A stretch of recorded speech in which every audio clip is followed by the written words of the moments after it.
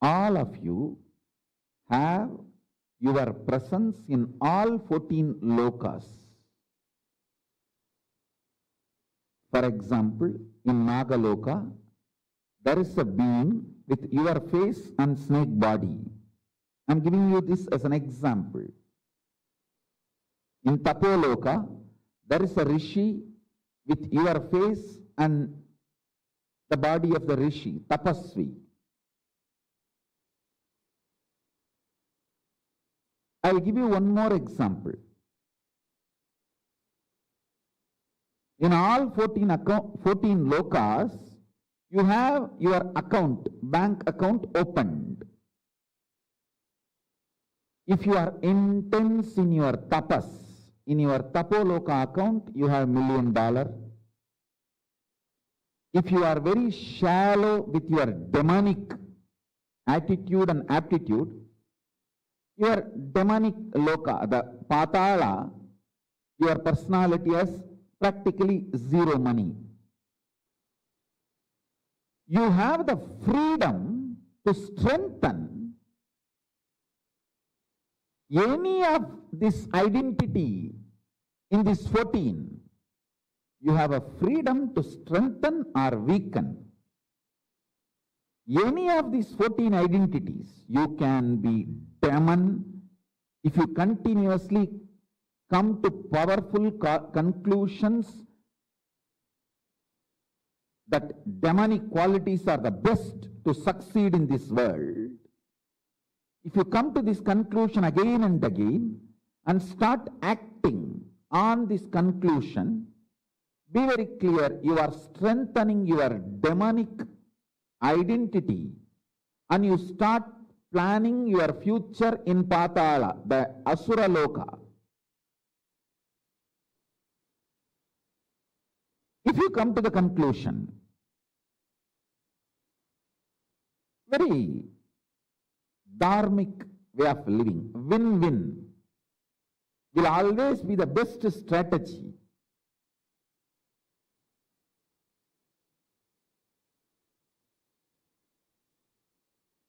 For success in the life,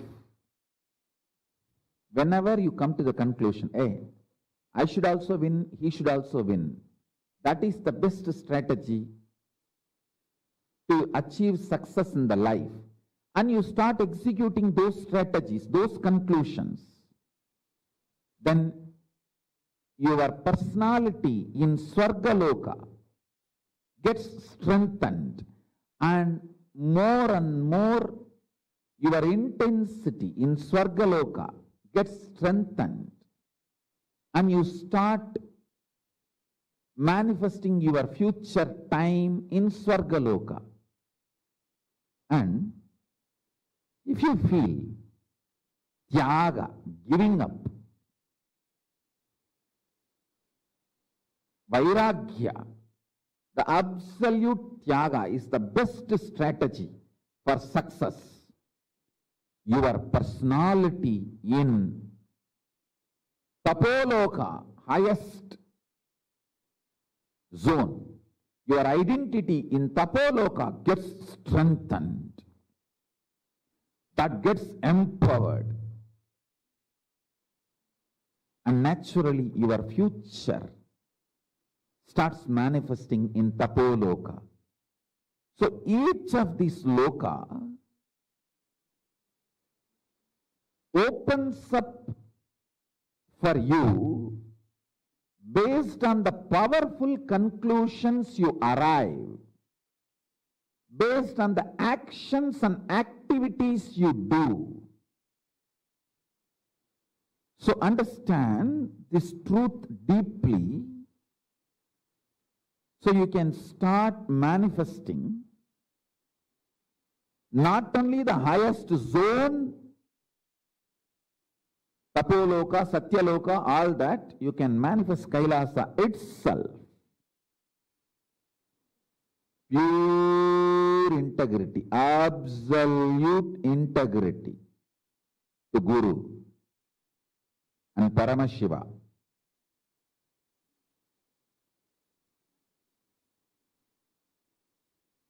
Guru is the manifest form of Paramashiva. Paramashiva is unmanifest source of Guru. Absolute integrity to Guru and Paramashiva makes your Kailasa personality, identity manifest intensely.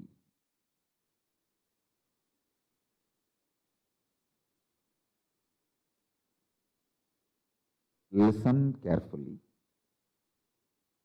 If you come to the powerful conclusion in your life, if you conclude, win-win is always the best strategy for success.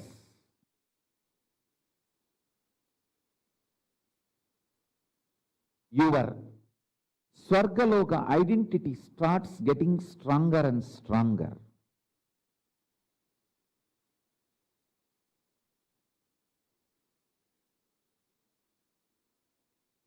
If you conclude, complete Vairagya, Tyaga is the best way to succeed, your Tapo Loka personality gets strengthened.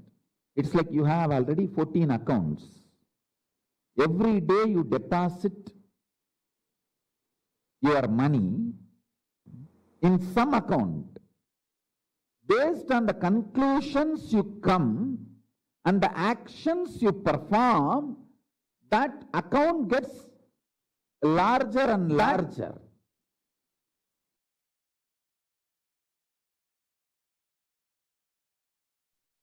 Listen, if you are experiencing oneness, it is Maharloka. If you are experiencing oneness during the multiple expression, even though there are many people, but you know you are in all of them, that is Jana Loka. Even if you listen to these powerful cognitions, you will be irreversibly empowered.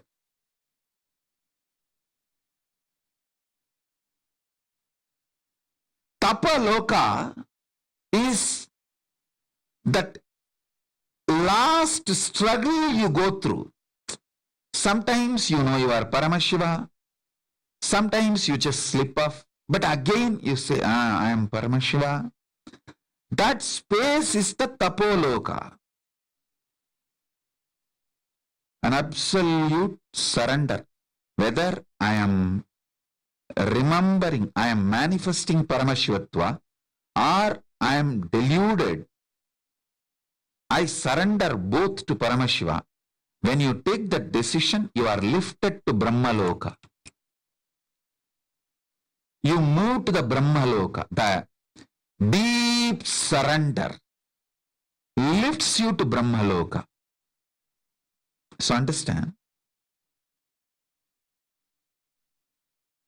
Then from there you move to Parandama, Vaikunta, and Kailasa, then Mahakailasa itself.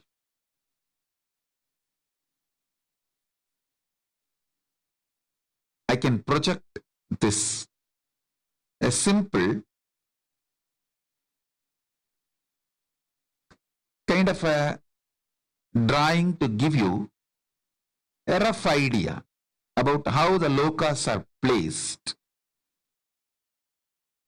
It's not to the scale or to the it is just a rough introduction, kind of an idea it can give you. You can see the Jambudvipa is the known world where we all are now. All human beings, all of us are now in Jambudvipa. Suvarloka is absolute youth, excitement, energy, absolute power, bliss, no boredom, no tiredness, eternal life, Amara Loka, eternal life. time does not tire you, frustrations does not bore you, failures do not age you, because they all don't exist in Suvar Loka. Then the higher Mahar Loka is the possibility of the oneness, consciousness manifests. You get the glimpse of oneness in Mahar Loka, and Jana Loka, rooted on the oneness, you experience multiverses. That is the Mahar, the Jana Loka. Tapo Loka is like a literally last minute, last moment before entering into the ultimate.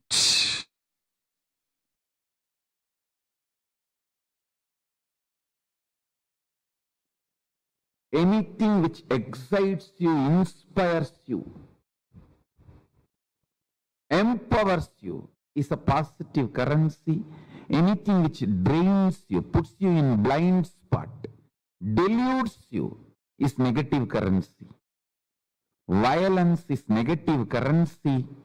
Non-violence is conscious currency.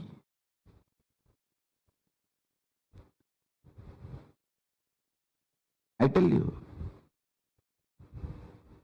your brain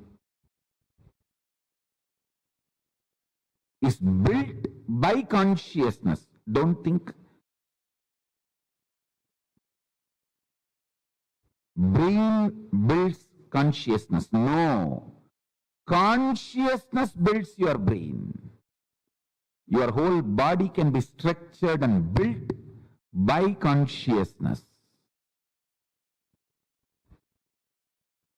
Consciousness manifests your body, brain, everything.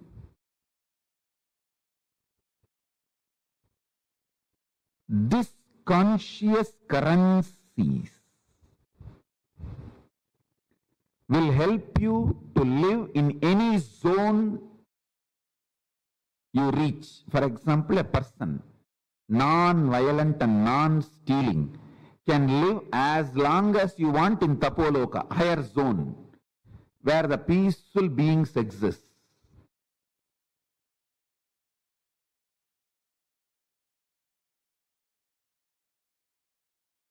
Multi-dimensional space zones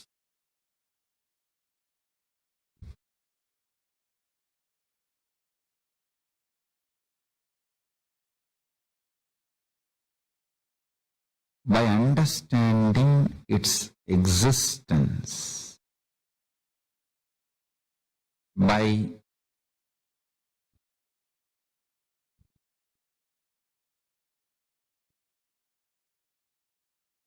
the ability to grasp, visualize, imagine. When you understand its existence, that existence just gets replicated, reproduced, mirrored in your system. That makes you manifest the extraordinary powers. Listen. For example, if you understand about Tapo Loka, where all the great tapasvis exist and how the laws, rules, nature, ontology of Tapo Loka. In Tapo Loka, there is no gravity. Basic laws you need to understand about Tapo Loka. Just what is the gravity law in Tapo Loka? What is the electromagnetic laws of Tapo Loka? And what is the weak nuclear force and what is the strong nuclear force of Tapo Loka? That's all. Just that four natural force we understand here in the planet Earth. The same thing if I apply to Tapo Loka and make you understand, just that understanding and visualization, the multidimensional logic of existence is such Brahmavit Brahmaiva Bhavati. Just by knowing, you become that. Understand? Knowledge and becoming is separate only in binary logic, this world. Knowledge and becoming is one and the same in higher dimension zones. All those higher space,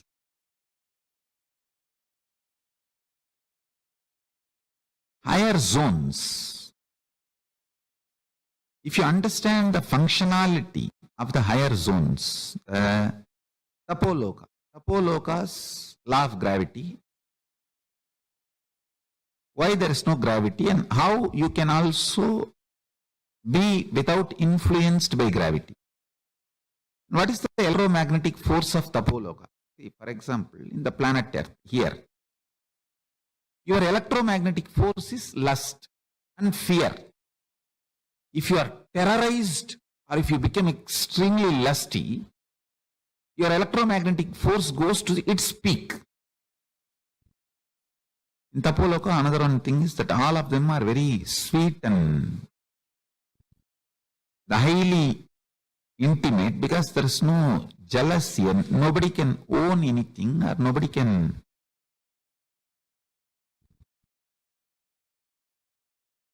there is no individual understanding of ownership and possessiveness. The whole Tapo Loka belongs to whole Tapo Loka citizens. And so naturally the whole understanding is tyaga, just sacrifice. See, when you know everything belongs to everyone, nobody will be interested in possessiveness. You will be only interested in taking care of others. Giving, tyaga. The whole Kailasa, that is the way I am planning to create. By understanding the gravitational force principle, electromagnetic force principle, weak nuclear force principle, strong nuclear force principles of Tapo Loka, you start manifesting that same principles and consciousness in your being. It becomes your realization, I tell you. Knowing the reality becomes realization. Brahmavit Brahmaiva Bhavati. Because in the higher space zones, there is no gap between the reality and realization. The whole principle itself, reality is realization. There is no delusion. The delusion component is missing in the higher planes. In Tapo Loka, there is no delusion. So, if there is a God, everyone realizes that God. If there is Paramashiva, everyone realizes that Paramashiva. And that if doesn't have a meaning there. When you understand these principles,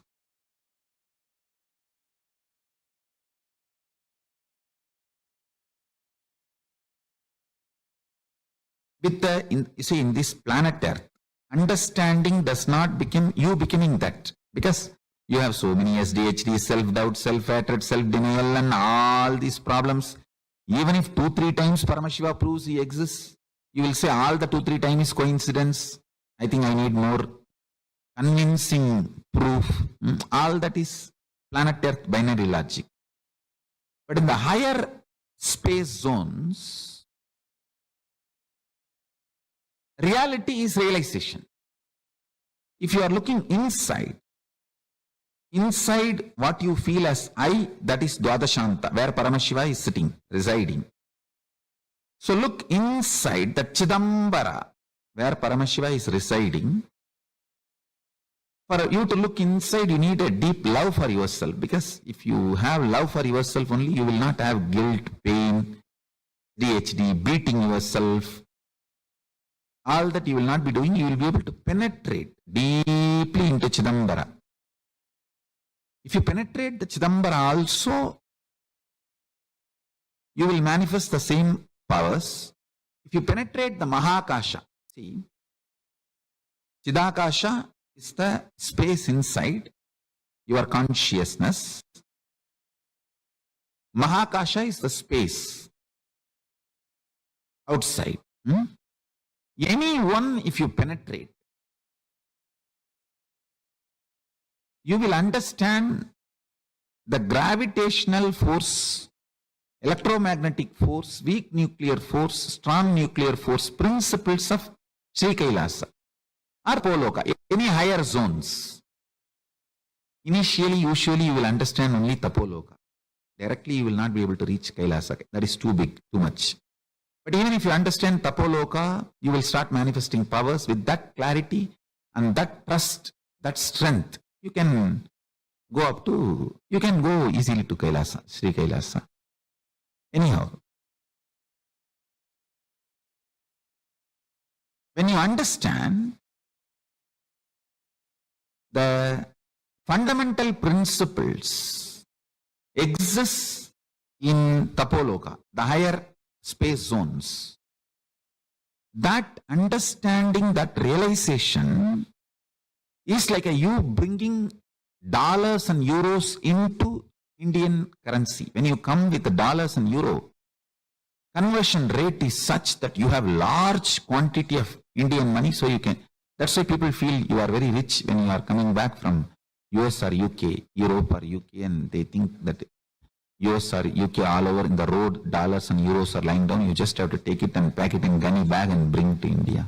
Indians always feel that NRIs are too rich and they expect you to do everything for them, especially if some of your brother's family is in India and you are in US, earning in US and UK, they expect you to take care of them completely because they feel that the whole US road is filled with dollars and euros. You just have to bring gunny bags from India and just dump all these dollars and pack it and seal it and send it in the ship for them. Anyhow, when you go to that high space zone and understand this information, enlightenment is one and the same, and grasp those principles when they are mapped in your prajna, in your inner space, you manifest so much of electromagnetic force, so much of levitation force, the strong nuclear force of this planet. You do power manifestation, that's all.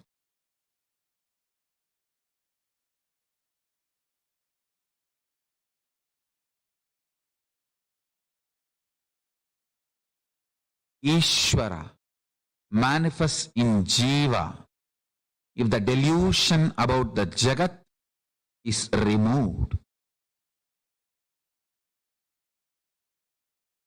Information can become enlightenment just if the delusion can be removed by any which way possible. Understand this.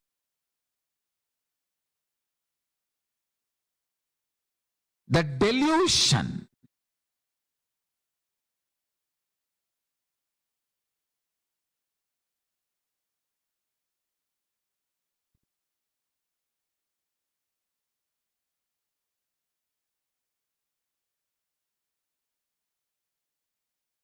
if it can be brought down, information can become enlightenment in you. I'll give you a simple introduction. The gravitation rule. Listen, gravitation theory in Tapo Loka is nothing but, see, tapa. Exact word tapa means burning. Your ability to burn your thoughts. Your ability to burn your thoughts liberates you from gravity of Tapo Loka. Listen. If you have too many thoughts, you will feel heavy. If the number of thoughts inside you is less because of unclutching, unclutching is the ultimate burning. Tapo Loka. Gravity will not pull you down. You can just levitate and master the power of gravitational force in Tapo Loka. Then principal forces and the theories for Tapo Loka. Gravitation theory for Tapo Loka, electromagnetic theories for Tapo Loka, and weak nuclear force principles for Tapo Loka, strong nuclear force principles for Tapo Loka. I'll give you all the four for Tapo Loka. Understand? The electromagnetic force of Tapo Loka is burn your stomach with mantra without adding any solid. Nirahara Samyama. All this with a reason only I have designed. Nirahara Samyama. A person who has mastered his tummy, who can burn the fire in the tummy. Listen carefully.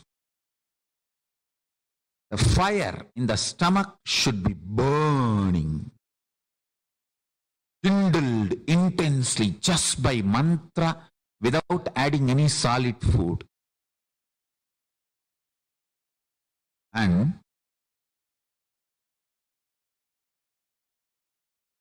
when you feel like really you can't handle anymore, you may faint, add liquids, juices. Try this for a few days, then you will understand what I am talking.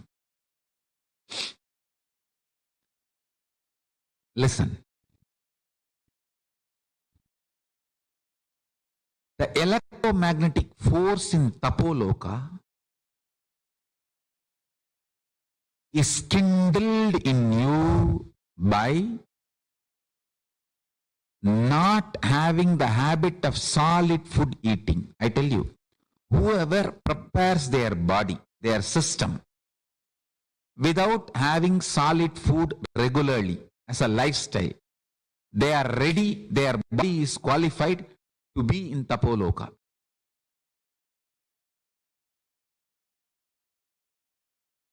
If you can just live by liquid, you can reach Tapo Loka. If you can live just by smelling the food, havis, that's all, nothing else, you can reach Kailasa itself, because in Kailasa only smell is the food. Only smell is the food. No other food.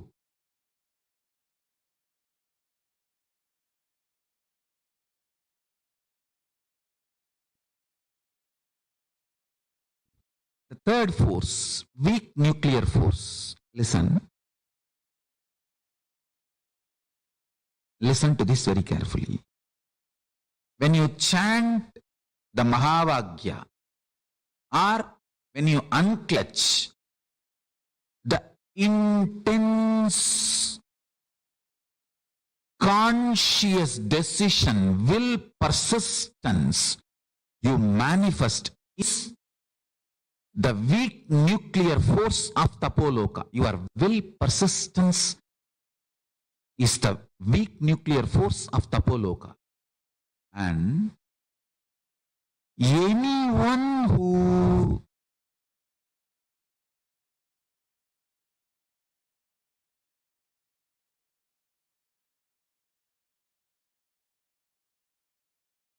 manifests the will, persistence,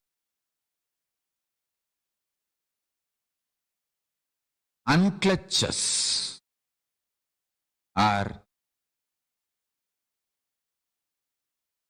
chants Mahavagya intensely and reaches oneness, you develop the weak nuclear force of Tapo Loka, because that burning burns all the patterns. Your body, your system is now qualified. You are qualified to reach Tapo Loka. The strong weak nuclear force principles of Tapo Loka is your will, persistence and ability to unclutch. In planet Earth, the strong nuclear force cannot be manifested. Whatever is manifesting, we can study, that's all.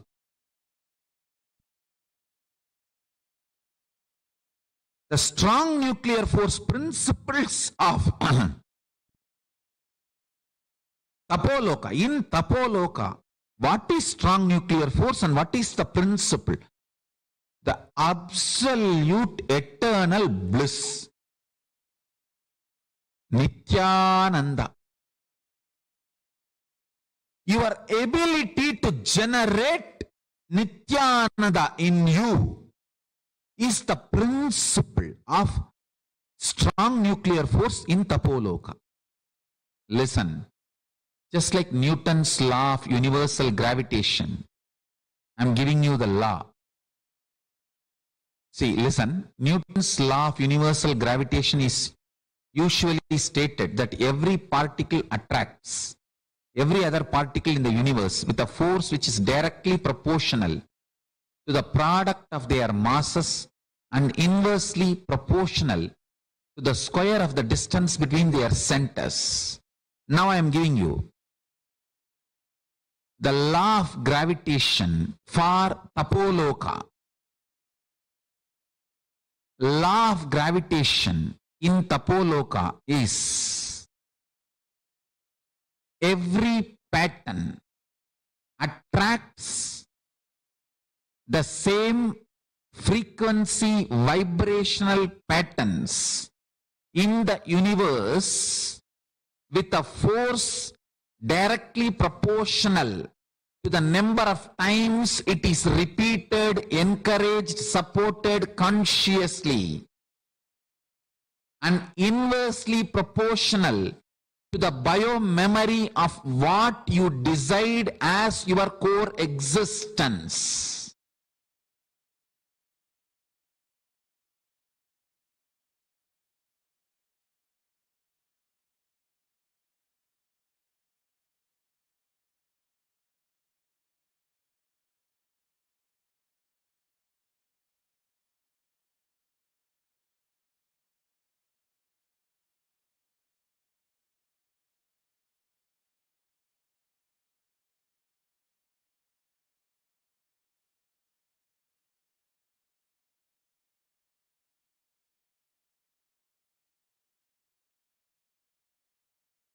In Tapo Loka with the same form but a rishi body. And Swamiji so beautifully explained how the gravity in Tapo Loka is Tyaga. Tyaga gravitates things towards us, manifestations towards us in Tapo Loka. And this whole existence of us in Tapoloka is manifested with the experience of manifesting the space of tapas. Like Swami was saying, Tapoloka is the last struggle that one will experience when they are in the seeking towards enlightenment. Like when you realize there is one part of you which is Paramashiva, there is one part of you which is manifesting as your embodied form, right? Which has your individual desires and all of that. That struggle between sometimes you saying, yes, I am Paramashiva, and sometimes you feeling like, oh, no, no, no, something in me is not Paramashiva, there is something. That struggle, when that drops and when you finally decide, whatever in me is only Paramashiva, only he can be, so I can. When you come to that conscious conclusion, right, then you're manifesting the space of Tapoloka. You are in Tapoloka, experiencing the space of Tapoloka. Your Tapoloka identity gets strengthened the moment you surrender, saying that, yes, I realize that all these struggles are silly and cheap. The only thing that can exist is Paramashiva. You enter into Satyaloka from Tapoloka. So, what is the lifestyle of Tapoloka? No jealousy. Nobody owns anything. In Tapoloka, there is no individual understanding of ownership or possessiveness. The whole of Tapoloka belongs to the whole of Tapoloka citizens. It's not individuals. Everything belongs to everyone. Nobody possesses, nobody owns anything. Everybody together, collectively owns the whole Loka, the whole world, the Tapo Loka, that parallel universe. And the Tapoloka lifestyle is only interested in taking care of others. The only law of Tapoloka is giving, giving, giving. And the very word, like Swamiji was saying, Tapa means burning. Your ability to burn your thoughts liberates you from the gravity of Tapoloka. If you have too many thoughts, you'll feel heavy. Please understand, listen to this very carefully. Thoughts are matter. How many of you have noticed during your time, like if you're in depression, you will see that suddenly the weight in your body will increase. How many of you have experienced that? Whenever you are in low mood, whenever you are in little depression, you will experience your body weight increases. How many of you have experienced that? Yes. Okay, I see people putting yes. Understand, you know why? Your thoughts are matter. The more number of thoughts that you have, you start feeling heavy. That's why people in depression feel so heavy in their inner space. They'll be like, oh, I feel so suffocating. Why? Because thoughts are matter. Thoughts have an impact in your inner space. The more thoughts you have, the more incompletions you develop, the more incompletions you fall into, you will start growing that heavy inner space. That is why when you do completion and when your thoughts die down, you will see tremendous lightness in your inner space. If you have too many thoughts, you'll feel heavy. If the number of thoughts inside you is less because of unclutching, you can just experience that gravity pull of the gravity of Tapoloka will not pull you down and you will just levitate. Listen very carefully. Unclutching is the key to experience Tapoloka. Completely, the gravitational impact of Tapoloka leaves your body when you unclutch. Listen very carefully. Not just Tapoloka, even in Bhuloka, when you unclutch, you raise to the highest frequency of your existence. See, it's like this. Gravity. What is gravity? Gravity is some energy that pulls down matter. Swamji tells, even if you're 100 kgs, I can make you levitate in air. But even if you have 0.01 gram of thought, I can't lift you. Because your thoughts pull you down more powerfully even than your physical body mass. You see so many enlightened masters, so many Siddha Purushas, they'll all be like 60, 70 kgs, but they can literally float. Kinaram Baba and all, in Varanasi, he used to just tap. It's a real, understand, it's not a mythology. He lived just 150 years ago. So we have enough evidence of him living. His samadhi is there. Swamiji himself has told it is true. So it is true. The Kinaram Baba, he's a great Siddha Purusha from Varanasi. Actually, so many people, his devotees have seen him. He'll sit in a cot, okay? And he will just take his hand and tap the cot. Along with the cot, he used to fly in Varanasi city. He is known for that. So many people have witnessed it, and they all used to call him Helicopter Baba also. Because suddenly they will see in sky, he will be flying with the cot. He will be quite heavy.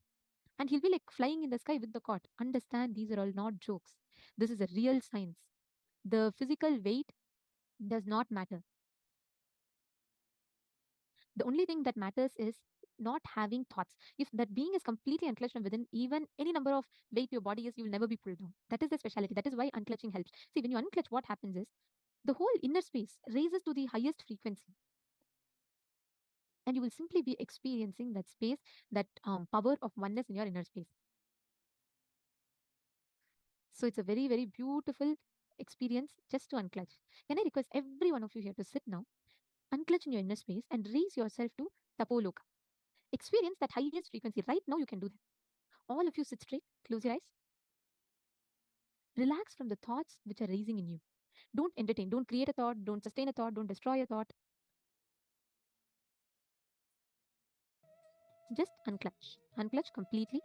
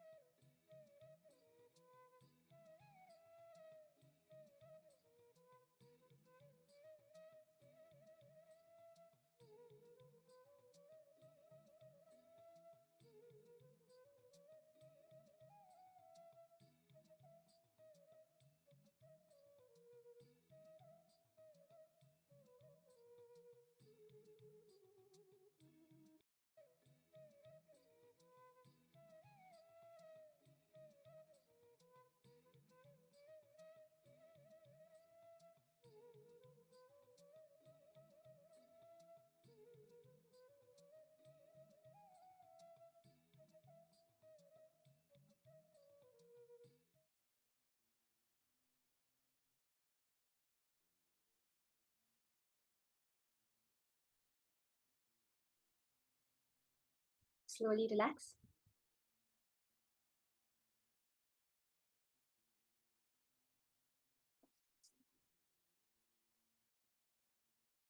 Can slowly relax from the unclenching space.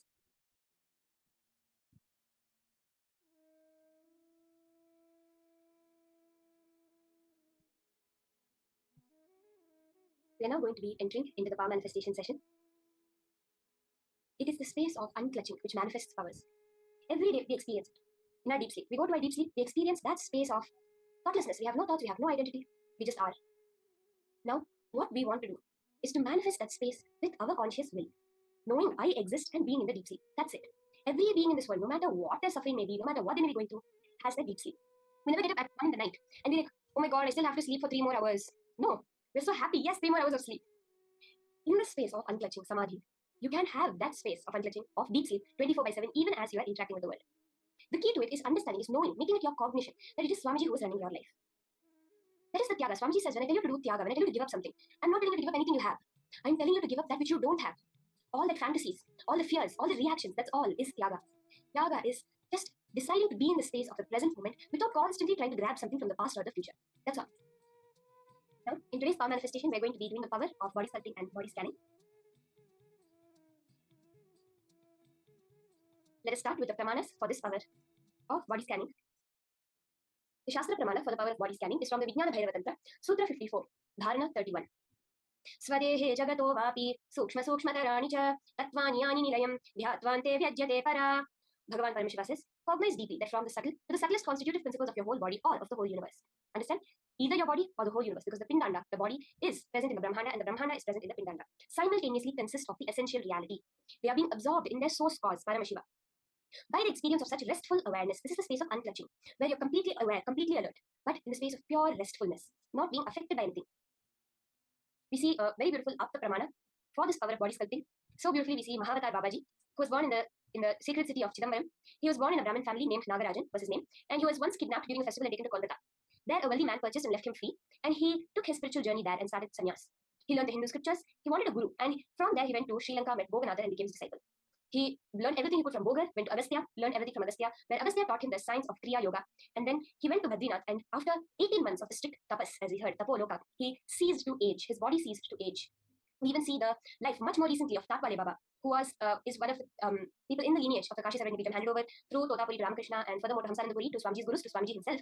Tatwale Baba he was lived to a very ripe age, past 80 to 100 years old, but his body looked completely young, like a 20-year-old. Literally, his body, the skin, the shine in his body, the whole way he was completely like a young youth was his whole body, even at the very ripe age. So this is the power of body sculpting, of anti-aging that is possible for all of us. It is a clear science. We even hear in modern science about the telomeres, right? So the telomere is a portion at the end of your DNA, which gets cut off every time the DNA replicates. So when a calculation was done many, many years ago of how long a person should live based on the rate of division of a cell and the loss of the telomere using all these components, they found out that a person could live between 70 to 100 years, which matched, right? Generally people live between 70 to 100 years. But very recently, new modern science is saying that we have an enzyme in our body called telomerase, which replenishes the telomere. With this, just by the production of telomerase in our body, you can live forever. You do not have to age. Aging happens because of the lack of the replenishing of the telomere. So the cells start to age, they start to die, and we see the effects of aging in our body. But with this understanding, where it is possible humanly, biologically, by modern science, to live forever, to have an eternally young body, to have a disease-free body, to mold your body the way you want it. We have the science of epigenetics, which says that what you come down with, you say that, oh, my mother has this disease, my grandmother had this disease, so I also have to have it. Or even features, my father had this color eyes and it's in my genes, so I will have this color eyes. All of this can be changed through this, just through the power manifestation. Are we all ready to enter into this power? Through these powers, you can diagnose any disease and you can change the very structure of your body. You can sculpt your body exactly as you want it. So for the first round of body sculpting, we're going to be doing healing any acne marks or scars on your body. So let's all do this for ourselves first, okay? We're going to start with manifesting on your own body. You can identify any place in your body where you have acne marks, stretch marks, scars, blemishes, anything that you want to clear in your body, okay? If at all you do not feel like, I don't have any of these, I don't want it, any moles, anything you don't feel like, okay, I don't want to remove any of these, you can choose a patch of your skin on which you are going to remove the hair, okay? So can I request all of you to identify some part of you where you're going to heal the acne marks, the scars, any blemish on your body that you're going to heal. Take a picture of it. Let's all make sure we take the before picture and after picture, so we can actually identify. See, now you may not actually realize that it's gone or it's healed completely, it's reduced. So because of that, let's take a before picture and an after picture. Yes, Tatiana, you can do that also. Moving the mole, you can do that. You can remove the mole itself completely. Any moles, any birthmarks, scars, acne marks, everything, any blemish on your body, you can do in this round now. So can we all confirm once I've taken the before picture?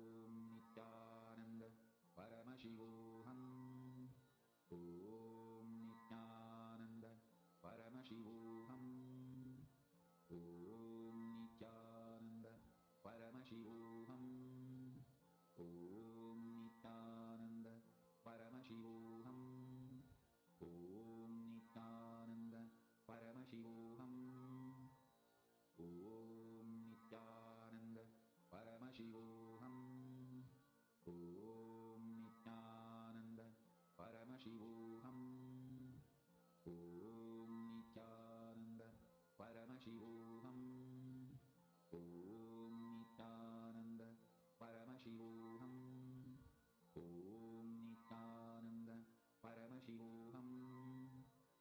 Om Nithyananda Paramashivoham.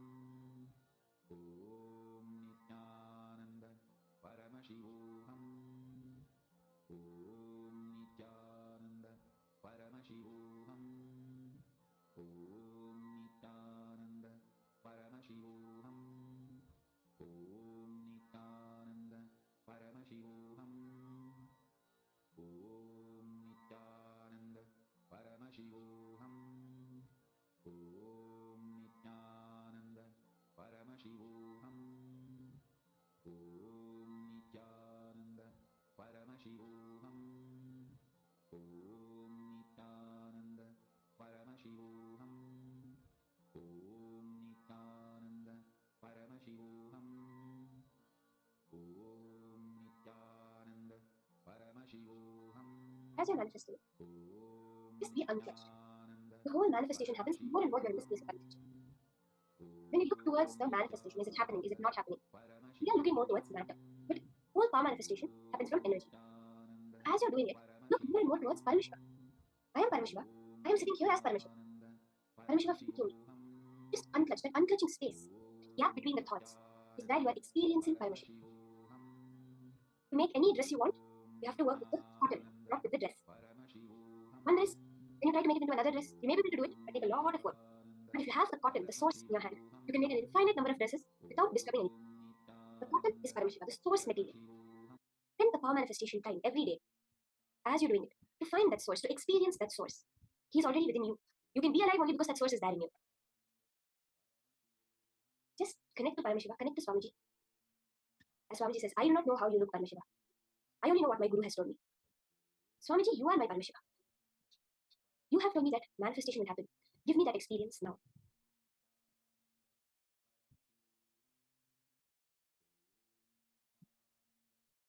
Continue chanting the Mahavakya.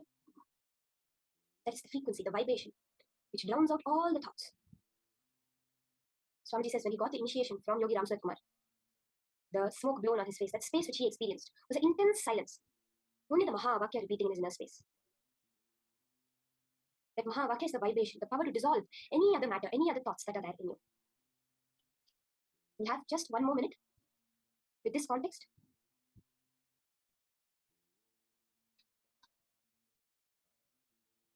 Sit straight as you do the power manifestation. That intense oneness, feeling connection. Whatever form of Swamiji, of Paramashiva, any deity that you connect to, holding that in your inner space.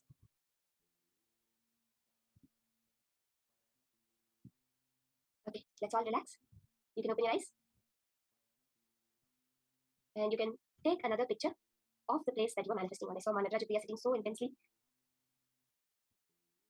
You can now look at the place and take another picture, verify back. See, many times our eyes do not actually capture the difference, but when we see the before picture, the after picture, yes, there's so much difference. Then you're able to recognize the manifestation.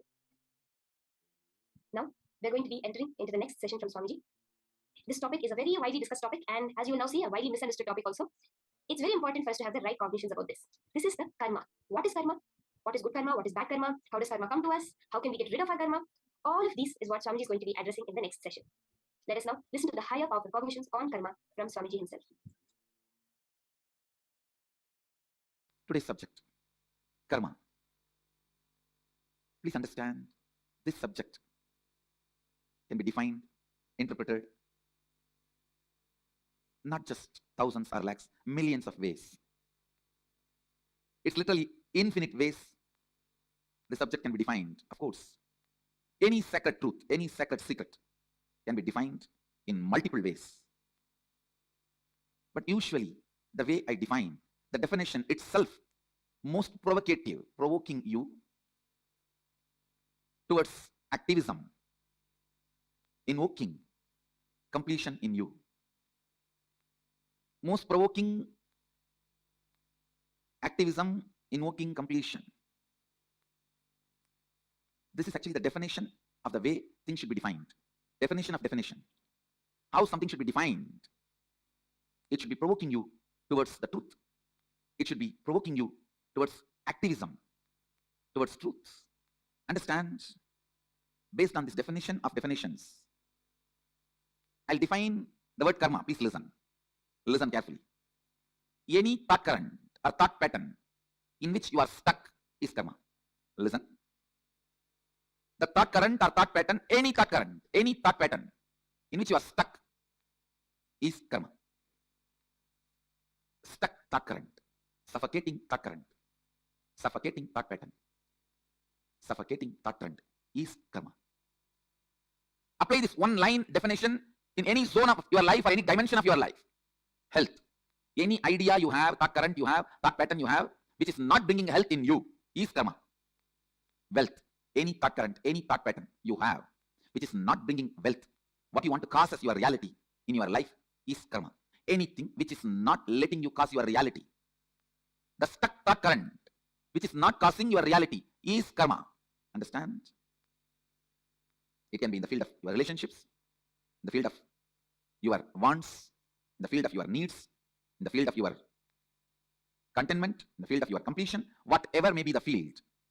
In any field, the thought current in which you are stuck, thought pattern in which you are stuck is karma. Listen. It may be a beautiful, profound, logically convincing theory which you read in a great spiritual book or heard from a great spiritual teacher. Anything which is not liberating you, anything in which you are stuck is karma. Please understand. You might have heard those theory, those belief, those truth from whoever it may be. You might have heard, you might have been thinking, you might have been analyzing, you might have read, you might have been internalizing. Any thought current which is not letting you cause your reality is karma.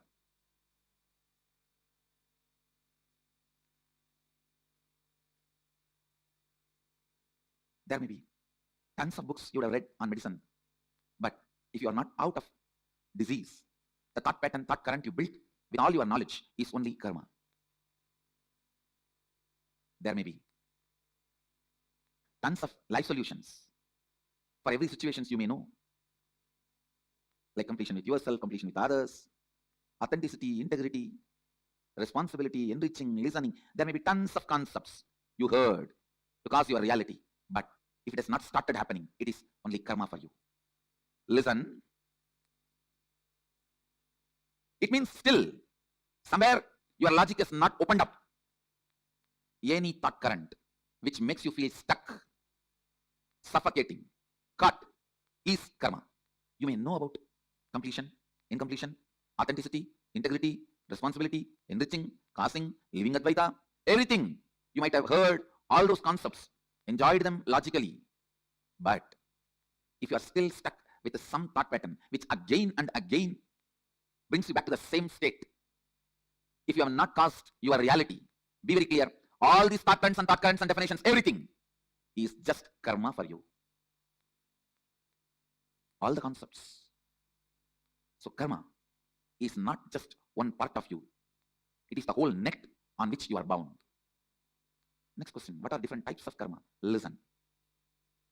The thought pattern which you don't enjoy, which you already feel it is outdated and which is constantly suffocating you, shrinking you, is Sanchita Karma. And the thought pattern in which you feel you are stuck, but you are able to cause few things as your reality in your life, that is Agamya Karma. But because you want to cause one or two things in your life as reality, the thought pattern you accept brings untold, unimagined, unexpected bondages, side effects, after effects in your life. That is called Agamya. Listen. Husband is a person who stands by you during all the troubles, tortures, sufferings, pains, which will not be there in your life if he is not there. That is the definition of Agamya Karma. You try to cause your reality in one dimension of your life, and you accept certain thought current, thought pattern into your lifestyle, which causes multiple other suffocations and bondages, unimagined, unexpected, untold, unbriefed.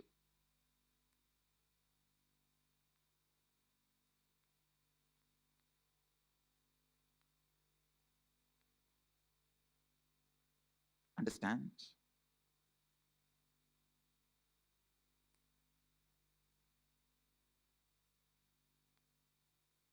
Just because you want to own a home, sometimes you get stuck in the home for next 40 years paying your bank home loan. You want home. That's a reality you want to cause.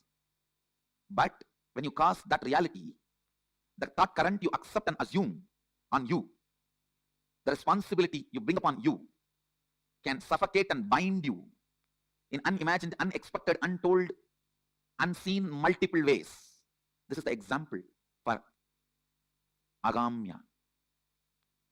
Prarabdha means not ready to allow either the outdated, suffocating thought pattern or the thought pattern which causes your reality partially, deciding boldly to go on renouncing any thought current, thought pattern, even if you suspect them that they are not going to cause your reality completely. If you go on discarding, the discarding will become a lifestyle. That discarding thought pattern, thought current is prarabdha. Means only exhausting. No more accumulation. Waking up to the reality. Any thought current, any thought current cannot cause all my realities as reality. Coming to that understanding and waking up to that reality is enlightenment. Not ready to be stuck in any thought current is the liberated thinking current. Not ready to revere, honor any thought current is liberated thinking current. Not ready to honor, revere any thought current is completion. Not ready to honor, accept, revere any thought current is perpetual completion. Not ready to accept any thought current as a lifestyle is perpetual completion.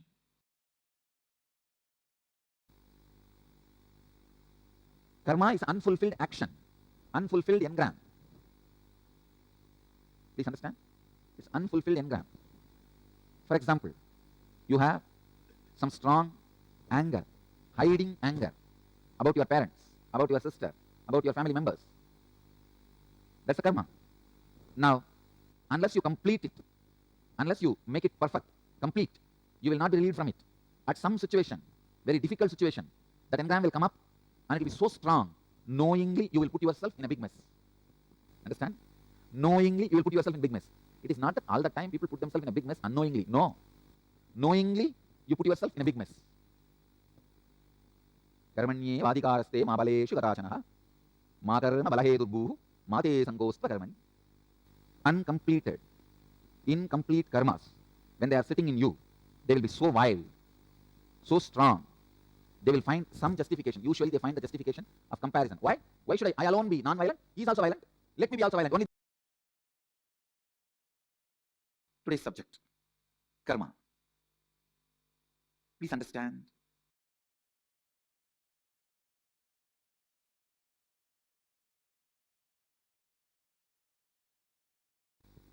Then you come up with something, practicality. What is practicality? No, in this plane, this is only possible. Then suffer that plane sufferings. I have seen many people, no, what you are talking is great, but it's a spiritual plane. People are in normal plane, so I have to work in the normal plane.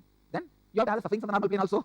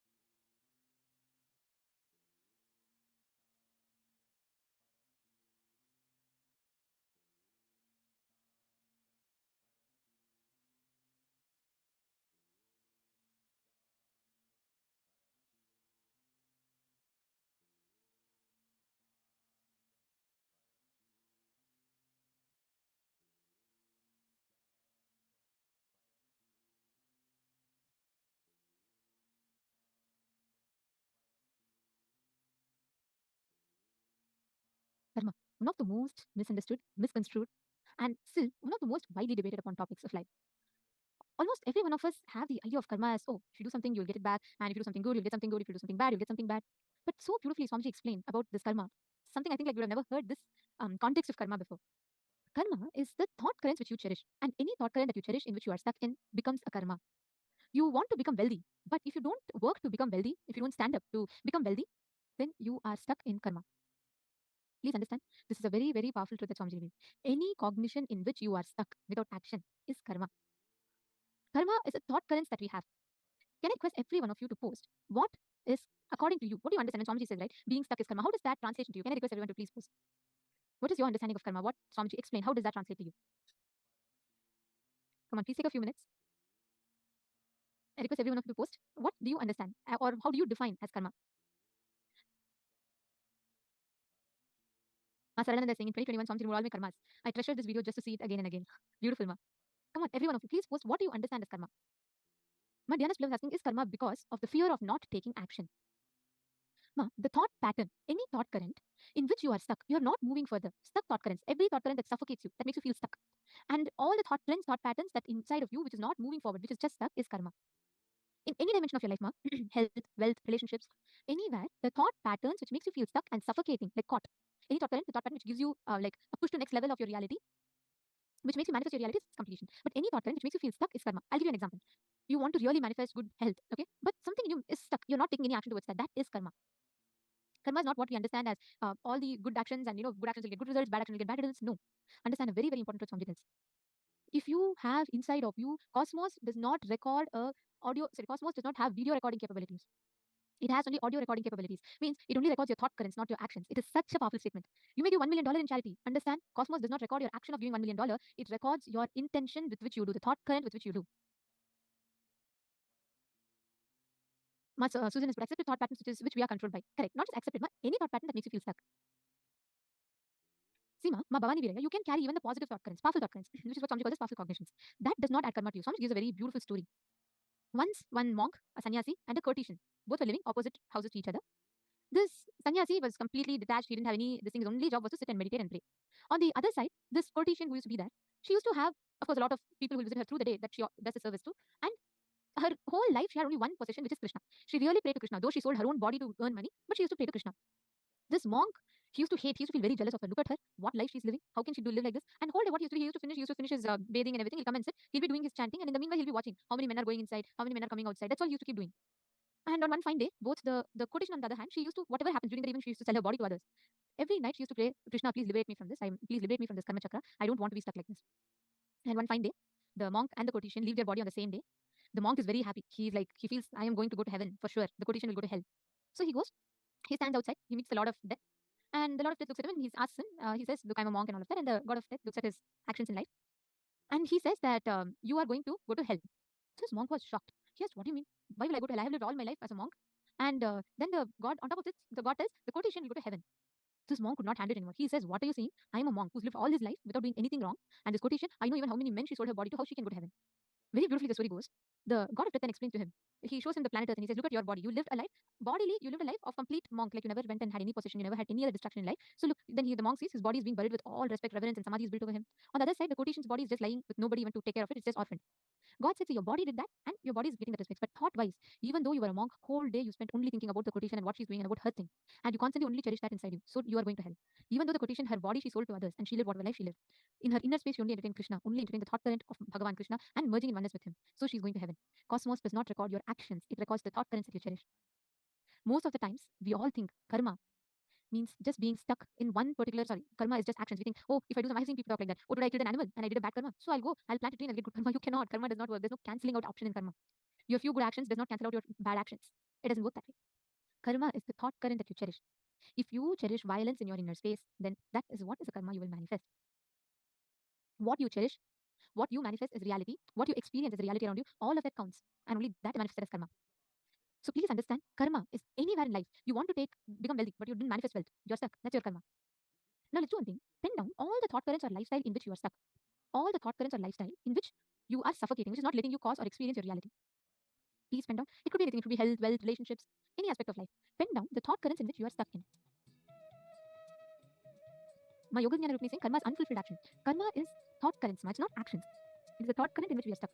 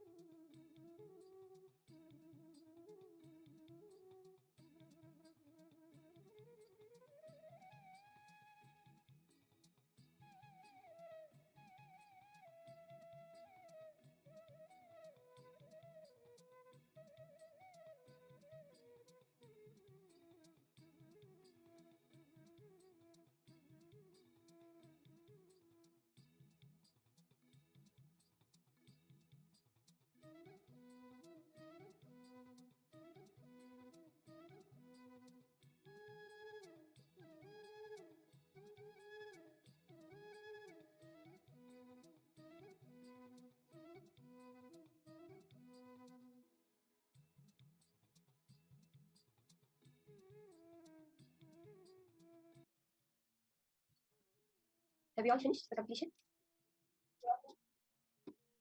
Are we all done finishing the completion? When you break the karma, when you raise your consciousness, what does Swamiji say? The way to go beyond karma is to raise the frequency of your consciousness. The only way is that. Swamiji said it's not that good karma can nullify the bad karma. No, the good karma also will come, the bad karma also will come. The only way is if you raise your consciousness above the space that even did that action. That's why they say a sannyasi, he can have done any amount of sin in the past. But when he decides to become a sannyasi, he goes into that space of oneness, raises his consciousness. It no longer has any effect on him. How many of you have heard of the Ramayana? Can I have a quick yes from everyone? If you've heard of the Ramayana? The story of Rama, the Ramayana, if you have all heard, can I have a quick yes from everyone? Yes. Okay, we've heard of Ramayana, right? Who wrote Ramayana? Can I have anyone person tell me who is the one that authored the Ramayana? Just quickly. Is anyone? Okay, Mapriya Kusurpini has said Valmiki. It was Rishi Valmiki that had authored the whole Ramayana. The story of Valmiki, very beautifully, the whole life of Rishi Valmiki, shows us so clearly this understanding, this cognition. He was a thief. He used to steal from houses. That was his profession. He was, as a profession, he was a thief. He used to go steal every day and come. Sometimes he would provide for his family. Everything he used to do with stealing only. One time, as he was looking around in the night for the next house to steal, he happens to meet Narada. We've all heard of Narada, Devarishi. He happens to meet Narada. Narada asks him, what do you do? He tries to first rob from Narada. So he's a robber. His nature is to rob. So he goes to Narada and he tries to rob Narada. But he finds out Narada doesn't have anything. See, Narada says, I'm a poor man, I don't have anything. Valmiki says, you don't have me, so I will kill you. If you can't give me something, I will kill you immediately. You have to give me something. That was something valuable. So then, what happens is, Narada says, okay, really, if you want something valuable, I have only one thing that is there with me, which is the name of Vishnu. That is the most valuable thing I own, the name of Vishnu, Hari. Valmiki is like, what is so valuable on it? It's just a word, right? So Narada says that it's the only thing, only Bhagavan, only Paramashivam, only Vishnu will be there with you when you leave the body. Valmiki is like, what do you mean? I do so much for my family. You're saying they won't come with me and I have to face that most dangerous thing, that death? Narada says, I don't know. Why don't you go and ask your family? I'll wait here. I promise you, I'm waiting over here for you to come back. So Narada sits over there. Valmiki says, hey, if you move away from here, I will track you down and I will finish you off if you move from here. Narada says, yes, I will sit over here only. So Valmiki goes to his house. So first he goes and he asks his wife, will you come with me when I leave the body? When I have to go on that final journey, will you be by my side? She says, the death comes means it can only come for you, right? That's only yours. Why should I'll have my own life to live after that. I can take care of the kids, I can do so many things, take care of your parents, everything. No, I will not come with you when you die. He's a little surprised. He's like, okay. He thinks, my parents love me a lot. Definitely they will come with me. So he goes and asks his parents. He says, will you come with me when it's time for me to leave the body? Will you come with me on that final journey? His parents are like, if time for you to go comes, if we still have more life, we want to enjoy with our grandkids, right? We want to spend more time. If we have more time, no, definitely we will not come with you for that. He's even more depressed. He goes finally and asks his kids. He says, I work day and night to provide for them. They're so grateful to me. I do all the wrong things to provide for them. Surely they will come with me. They love me a lot. He goes and asks his kids, will you come with me when I have to die, when I have to go for that final journey? His kids are shocked. They're like, if you have to go, you go. But we have a long life in front of us. Why should we come with you? We have so much more to live. You have experienced everything. We have not experienced anything. Now Valmiki is completely depressed. He thought, I'm doing so much for my family. They will be with me in any situation. This is what they're all saying. They'll not come with me when I die. He comes back slowly to Narada. Narada says, what? Did they say they will come with you? He says, no, I'm not understanding it at all. Day and night I work for them. I do everything for them. But none of them are ready to come with me. Narada says, in that final journey, only Vishnu, only Bhagavan will come with you. There's nobody else who can hold you, who will be coming with you in that journey. Valmiki says, yes, this is the most valuable thing, give it to me. And then Narada initiates him into that Narayana, the name of Vishnu, Rama, that Hari Nama, and Valmiki goes and sits. He sits under a tree and just loses himself in the chanting of Rama. He chants, just Bhagavan's name, Vishnu's name. Why is he called Valmiki? Because Valmiki actually means an ant hill. The long time he was sitting, made a huge ant hill above him, and that when he emerged from that ant hill, he was an enlightened being. Then today, we know him as the great Rishi who wrote the script for Ramayana, for Rama to come and act. He was Trikaldashi. We say he can see all the three times, past, present, and future. Because when he decided to shift his inner space, all the actions that he may have done, the killings, the stealings, the robbings, all of that became irrelevant. That energy which came out from that shift in the inner space became the power manifestation, became the enlightenment in him. This same thing we're going to use for us. Now the cognition shift that has happened, you have moved beyond the immature cognition out of which the actions were committed. Now that energy will manifest as powers. So let's start this round. Again, we can do the same round again, manifesting some acne mark on your own body. So let's start. We'll have a quick round. You can take a picture of any acne mark on your body and put your intense awareness through all your three eyes at that place. Chant the Mahavakya intensely. You lose yourself in Paramashiva. Valmiki just had drowned himself in Vishnu.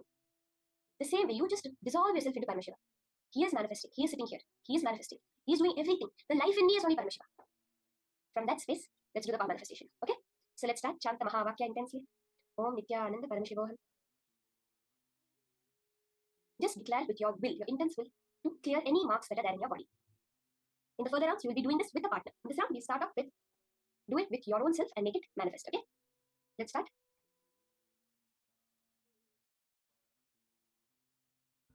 Om Nithyananda Paramashivoham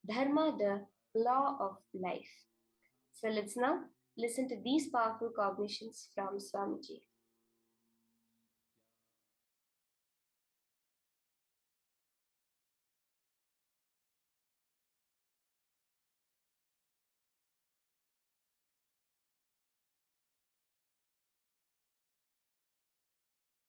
If somebody tries to attack you, what will you do? Naturally, you will defend yourself. Do you need a special spiritual practice for it? Do you need a special understanding? Whether you know the technique or not, method or not, system or not, by the very existence, your life will defend you. Because you don't want to be killed, you not killing others is Dhamma. Please understand. Because you don't want to be killed, you not killing others. That is ahimsa. Whatever you don't want to be done to you, you not doing to others. Same way, your properties. Naturally, you don't want that to be stolen. So you not stealing others' property is asteya. Naturally, you don't want anybody to lie to you. You not lying to others is satya. Whether you are a man or woman, naturally you don't want anybody's physical interference in your life. Uninformed and uninvited physical interference in your life. Doing the same to others, not interfering into others' physical space, uninformed and uninvited, is brahmacharya. See very clearly, Dhamma is nothing but just these few basic truths. You don't want to be killed, so don't kill others. You don't want to be lied, don't lie to others. You don't want to be robbed, don't rob others. You don't want to be exploited, don't exploit others. You don't want others to live with all the resources of the world. So you don't do that same. Aparigraha. Please understand, asteya, aparigraha, brahmacharya, satya, ahimsa, non-violence, truthfulness, non-stealing, not robbing the resources of the world, and non-interference in others' physical plane. Please listen. Do you need any special spiritual practice or understanding to live these principles? No. See, when somebody attacks you, do you need a special spiritual understanding? Or just you have to read some books and do some spiritual practice to defend you? See, whether you are able to defend yourself or not is separate. Whether you are successful or not is separate. But even a worm, ant, raises its hood and tries to defend itself. Understand, you defending your existence, you defending your life, you defending your identity, you defending what you think as you, is natural. Do the same thing to others. That is what is natural flow of life. Understand? Dhamma is always non-controversial. Please listen. Anything other than Dharma, anything other than Dhamma, always will leave some incompletion in you, some controversy in you. Dhamma is the one and only non-controversial flow of life, flow of existence. All judgments lead to more and more arguments, appeal. But all the solutions based on Dhamma leaves both sides complete. Please listen. Because Dhamma is the natural law of life, natural existence of life. Dhamma does not need any special spiritual practice, special spiritual understanding. It is just established on one truth. What you don't want to be done to you, don't do it to others. That's all. Listen. Come to the space of listening. If somebody tries to attack you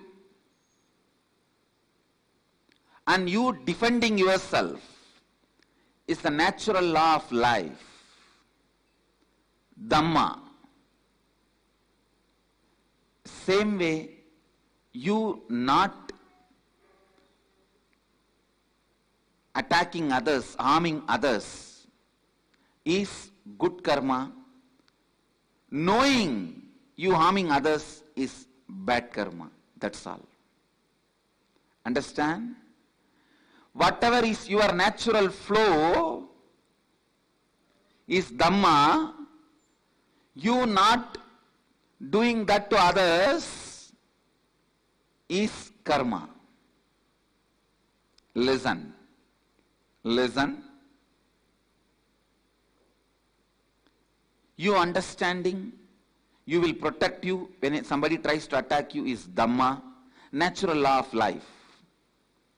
You doing the same thing to others by not attacking is right karma. Attacking is wrong karma. That's all. A simple flow of life is Dharma and Karma.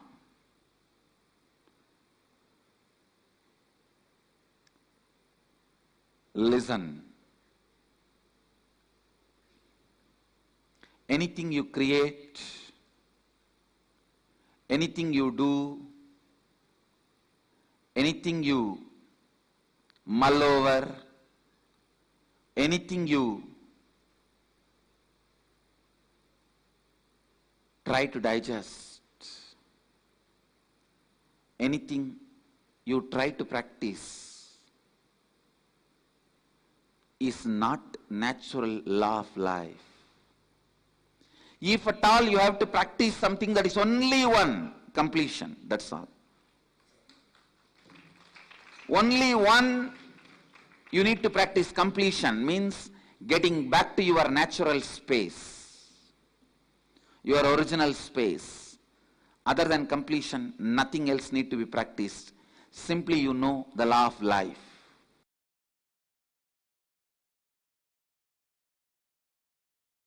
Listen. Listen. Understanding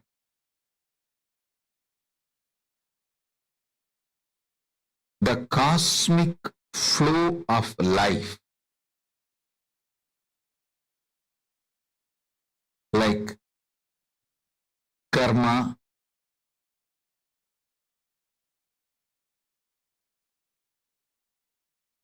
naturally takes its own course of life. Listen. to every truth I am revealing.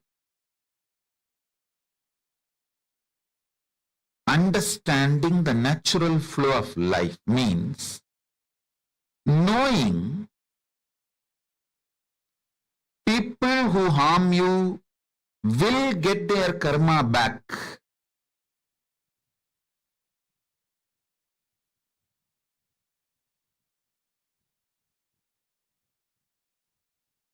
People who support you will get their punya back. If you do something wrong, you get the karma. If you do something wrong but you raise your consciousness, you can save yourself from the karma coming back. Understanding these few basic principles takes away tiredness, boredom, decision fatigue from your head. Listen, decision fatigue is nothing but cherished revenge and frustration by coming to a conclusion, world is not fair. Listen, when you feel world is not fair, you block the flow of energy through you. You block your Shakti. You fall into frustration. Naturally, that leads to decision fatigue. Understanding world is just dharmic. Having simple eyes to see how the karma comes back, how nobody can escape from good or bad. Understanding this basic truth takes away all decision fatigue, frustration, anger about life, vengeance you cherish about people and life, known, unknown, all that just taken away. You become a free channel for energy to flow.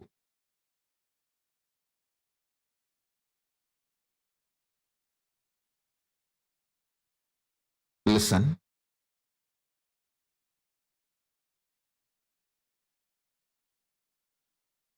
Knowing whether human society or world, nature,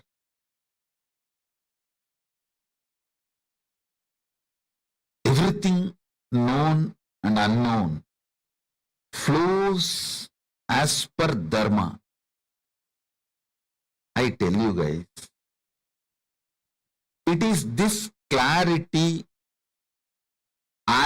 just because of this clarity, karma naturally goes back to people. I don't initiate new karma. See, listen carefully.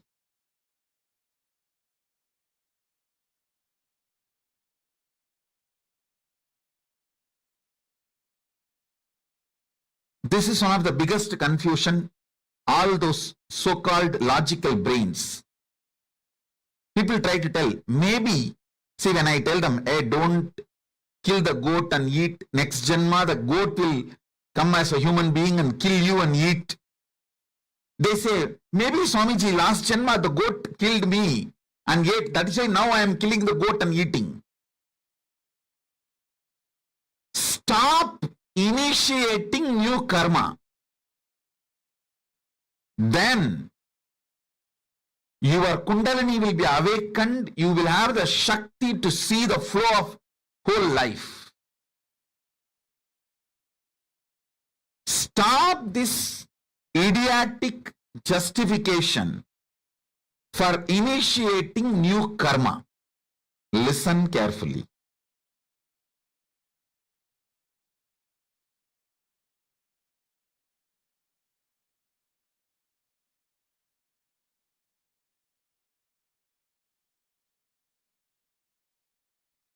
When I realized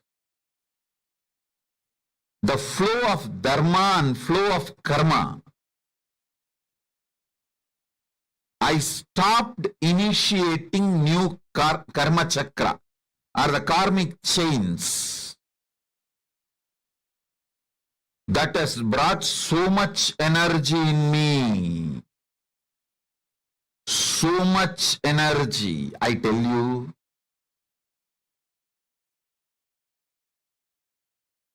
Every time I start having larger visualization, larger plans, larger work. Every time when people try to hit me, persecute me, I flare up and become larger than their imagination.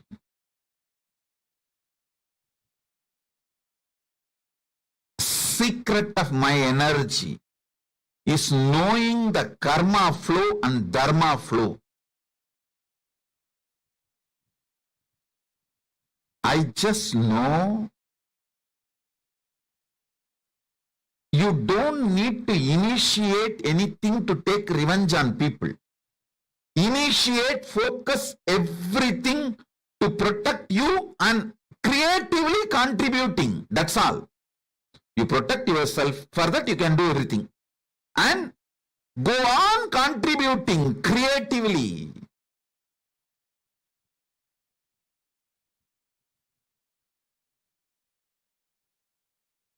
Even when I give a simple hug, it is absolutely creative. I just want to lubricate that being's inner space with my love and compassion and acceptance, so it can flower into a beautiful, powerful being. Same way when I scream, I just carve that being to become a god in every level. I stop just with these two.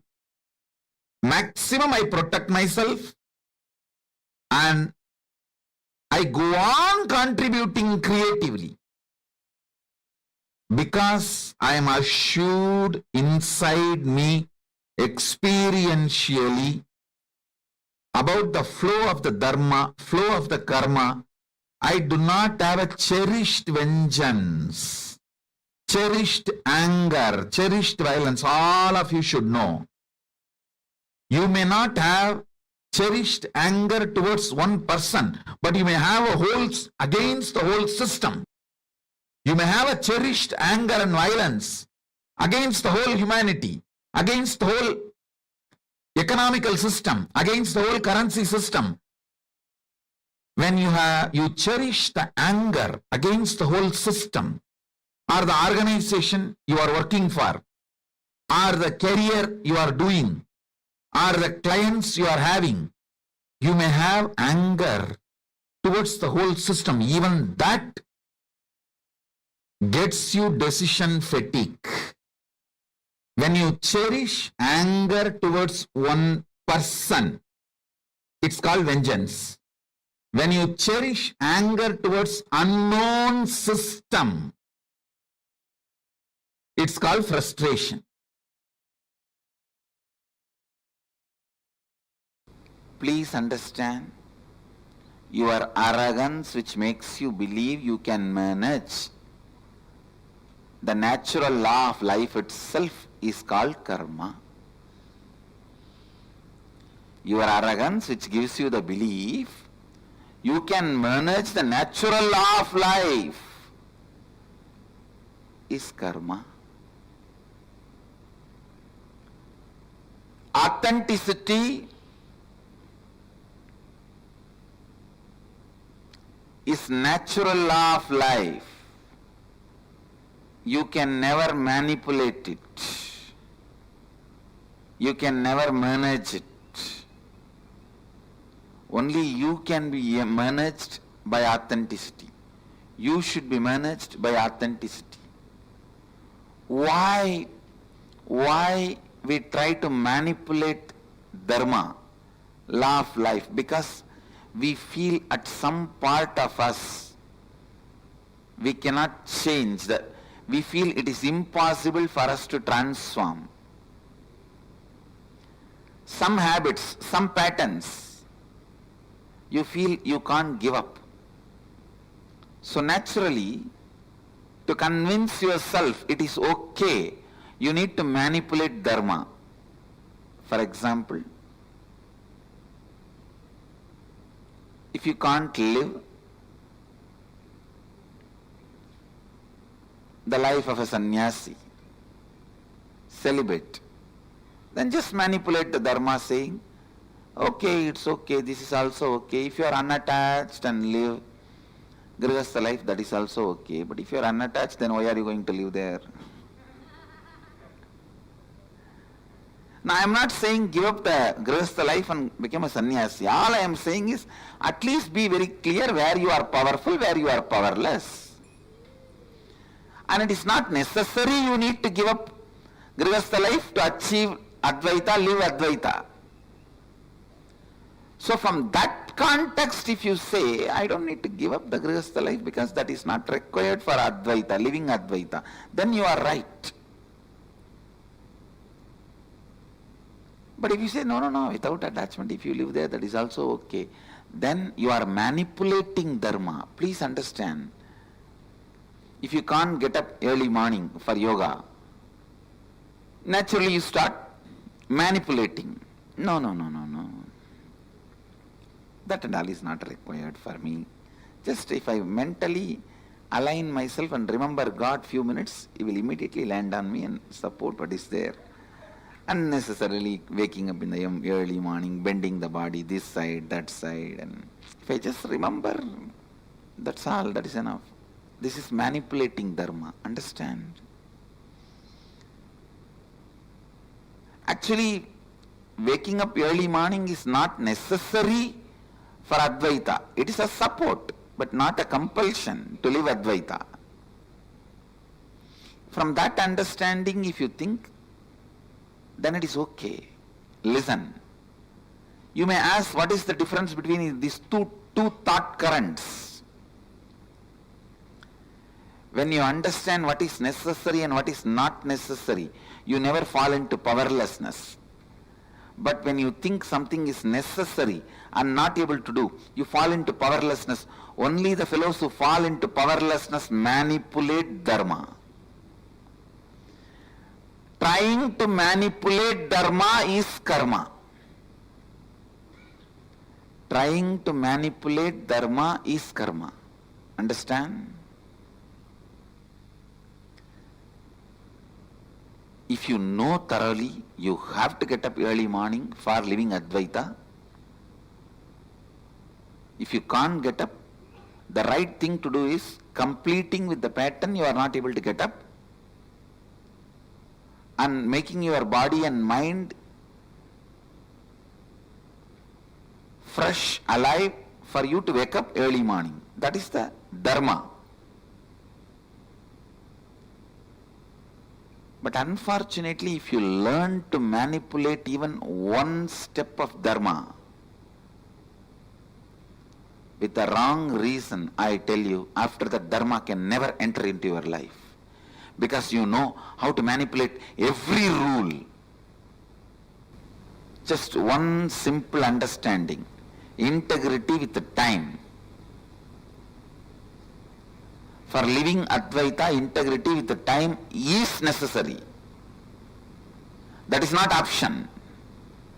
If you tell 6:30 you will be there, you have to be there, or you have to inform them ahead, at least before 6:29, that you will not be there at 6:30. So integrity with the time is a compulsory for living Advaita. But when you can't maintain this integrity with the time and you start manipulating within you and without you, Means inside you and outside you, both. No, that and all is for initial level people, not for everyone. That is not required. It's okay. Once you manipulate yourself, convince yourself that integrity with the time is not required, the moment you convince yourself, be very clear, you entered into the pattern of karma. After that, within 3-4 months, you will convince yourself with all types of manipulation, authenticity is not required for you. You will convince yourself non-violence and cruelty-free lifestyle is not required for you. The ability to manipulate dharma, the mental setup of manipulating dharma, I tell you, that is the most dangerous pit a human being can fall. That's the most dangerous drainage a human being can fall. I tell you, I have to look at the stark reality.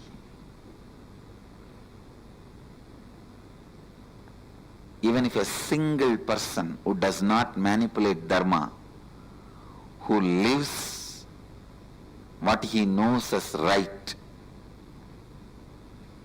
is enough for me to run my Sangha. Just one person.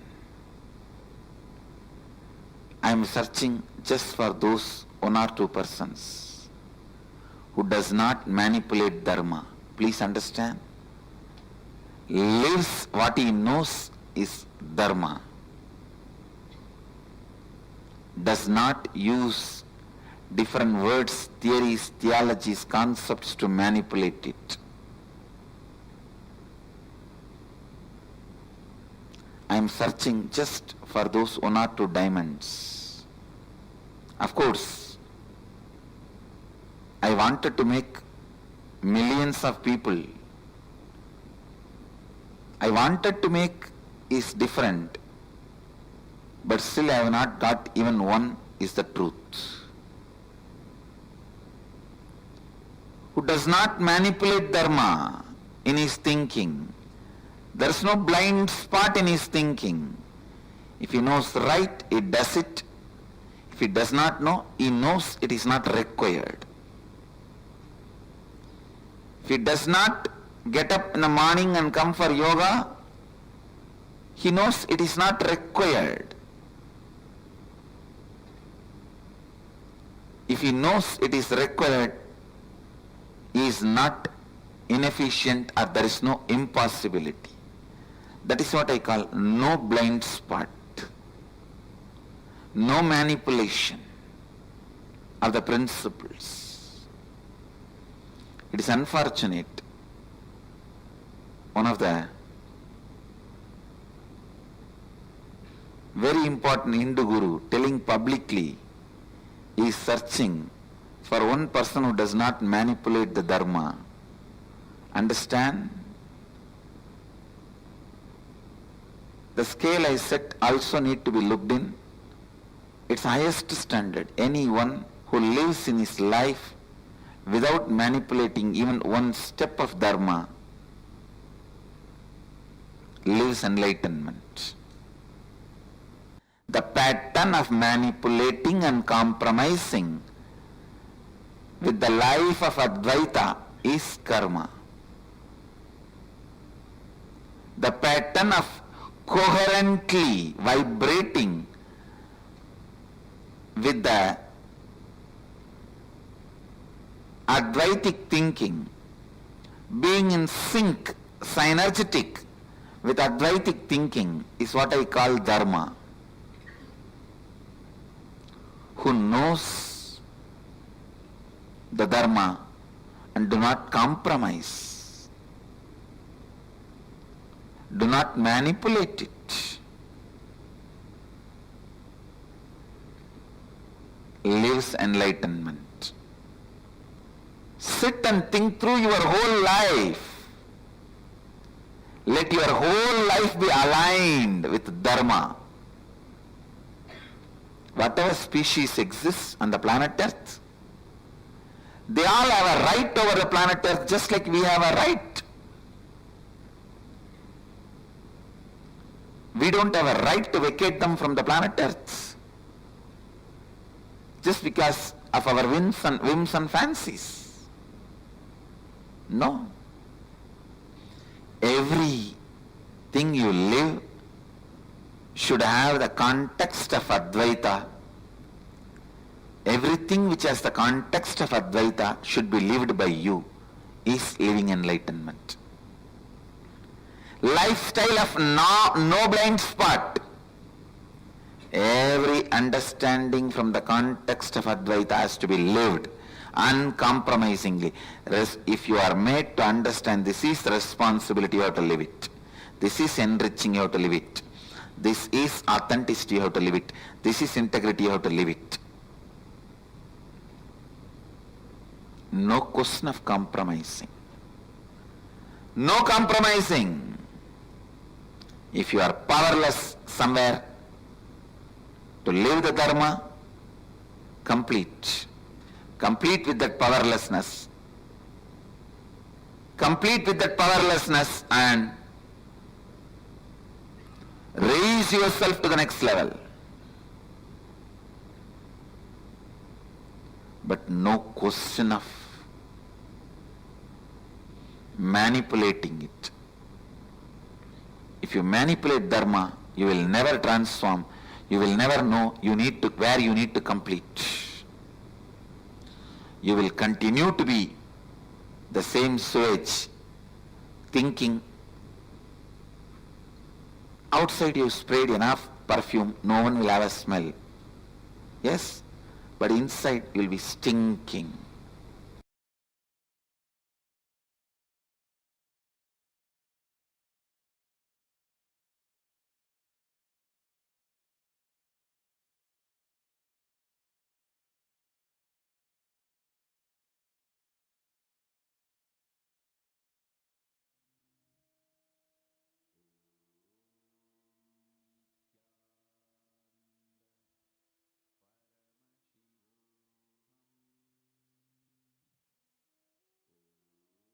Dharma is not the law of life, but integrity to your purpose in life. What is your purpose in life? What is it that you want to work towards? What is it that you want to move your life towards? You being in alignment with that is Dharma. Swamiji so beautifully explained the science to us, right?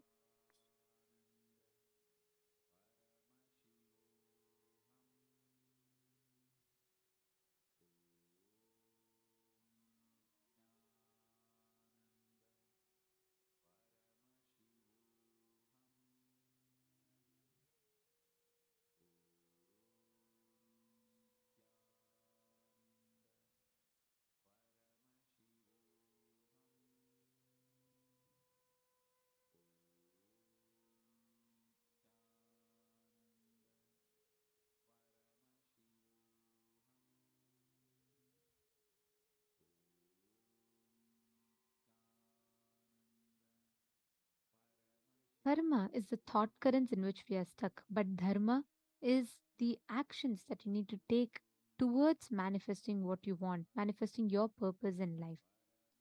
Anything you create, anything you do, anything you mull over, anything you try to digest, anything you try to practice is not natural law of life.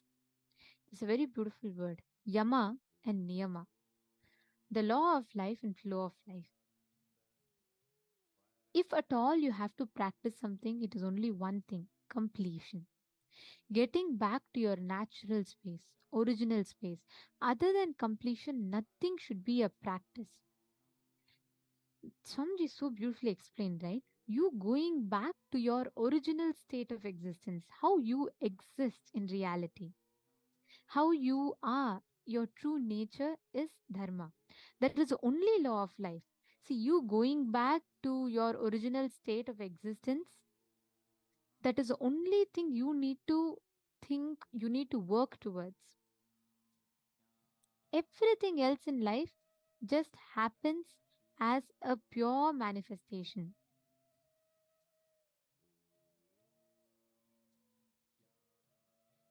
So every time that each of you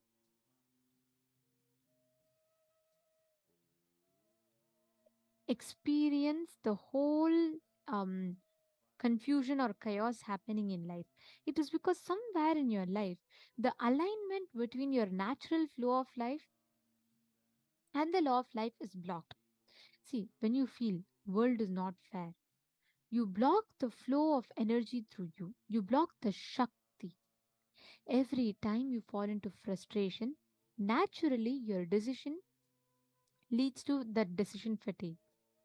Every time when you think any incompletion against life, life is not fair, people don't want me to succeed, life is not going to support me.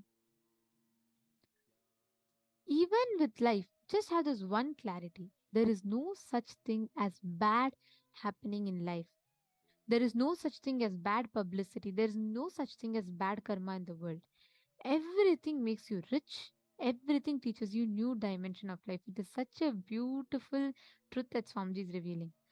Even all your inauthenticities. That's what Swamiji told in that day of soft suffering, right?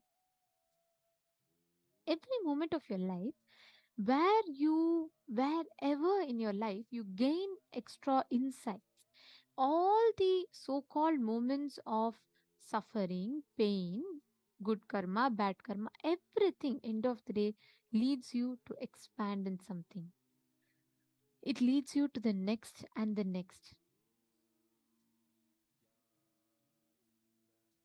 Understand, your whole experience of you sitting, manifesting that space of oneness, that space of completion with your purpose of life.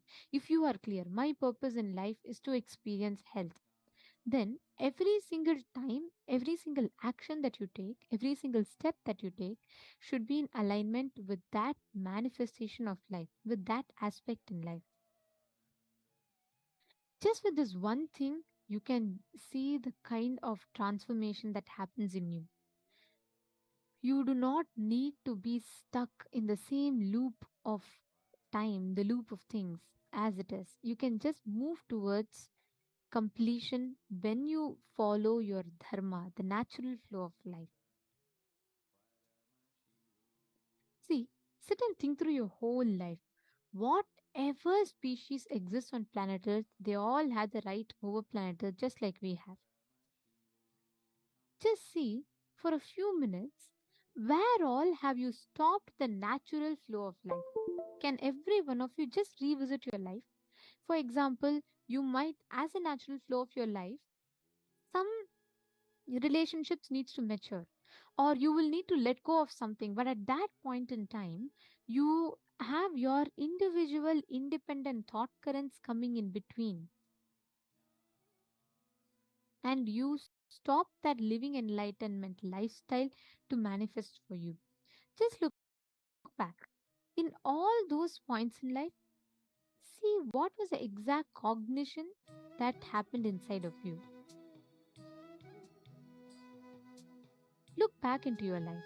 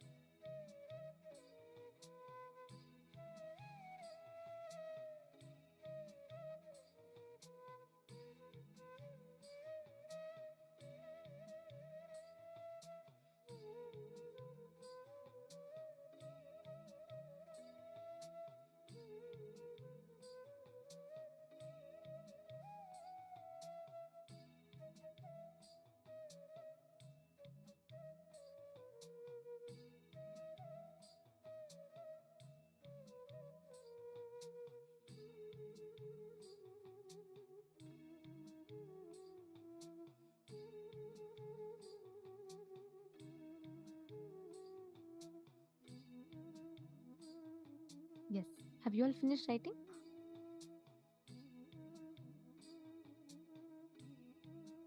Have you all finished writing? Okay. See, please understand, never entertain being stuck in any place. Any place. It's not just, see, many of us think, okay, karma is just what I give to life is what I get back. No, that alone is not karma. Anywhere you get stuck, anywhere you do not go with the natural flow of your life, you are not fulfilling your dharma, which again in turn adds you karma. This is a very, very beautiful session that Swamiji gave. Now, every one of you that are sitting here, just few minutes, we'll all be able to manifest this experience in us. Very, very simple, a very easy and a very powerful way to manifest this. I request each and every one of you sitting here, take a few minutes, please sit straight. You all can simply manifest this experience in yourself right now. See, wherever you feel you are stuck, wherever you feel there's a part of you which needs to be attended to, there's a part of you that needs to be um, taken care of. Every moment, every place that you feel like that, just attending with integrity and sincerity in those dimensions of life, you will be able to manifest all the things you need just by bringing that space of completion in you. Let's all try with one thing. See, today, you know why we're all manifesting the power of body sculpting? Because when you align your individual self with complete integrity in all the dimensions of life, you will manifest that conscious will. In all the dimensions of your life, you will manifest that experience of completion. Now, can I request every one of you to choose one part of your body that you want to heal? You all can post it in the chat. Just one part, like any one scar that you want to heal. Maybe it's like a acne or a stitching mark or some bruise that's there inside of you which is not healed, or maybe like, you know, we all have these scars because of some diseases, right? So anything that you have which you want to heal in your body, please can you all post it? Choose any one thing, right? For now, we'll get started with just one thing, any one of the things that you want to change.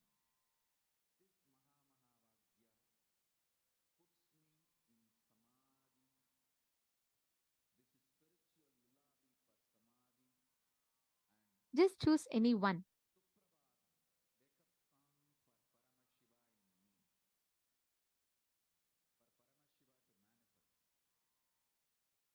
You all can post that in the chat.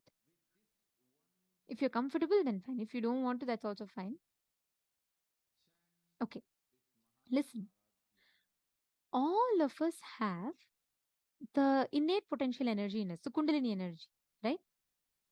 Okay, great. Mom, Donna, sorry, each of you have posted. That's good. Hmm, all right. Now listen very carefully. Okay, Ma Ning also has posted. Great. Now, every one of us have an innate potential energy in us. Like, let's say it is more like the power supply. Whichever part that you give the power supply to, that part has the experience, that part receives the information, and that part functions with the experiences. So every part that you supply energy to, that part manifests whatever command you give.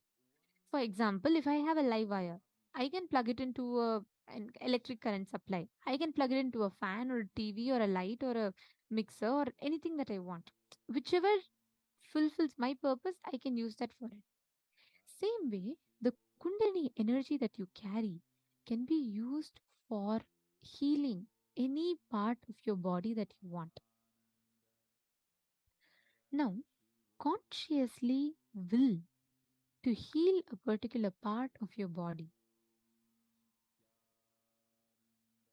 Your whichever part that you want to change, choose that area. Listen very carefully. You're actually going to feel suddenly so much of heat and vibration in that part of the body. You will feel that whole part of the body is just reverberating. Sit straight. Bring your whole awareness, like literally experience as if you are existing in that part. Each of you have put, if it is a mole, scar, some of you have put pain. Go to that whole, bring that whole awareness, get that whole awareness to that particular part of your body.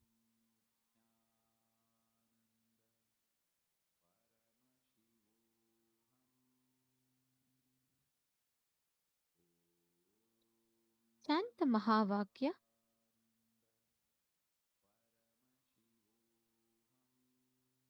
Bring your complete awareness.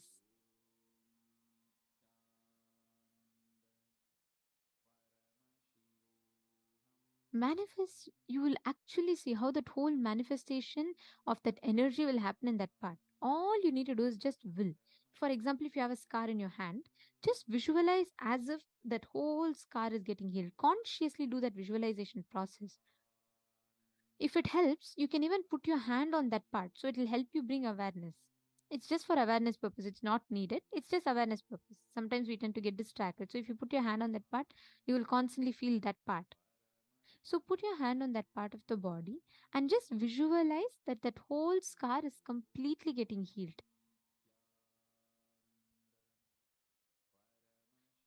It can even be acne marks.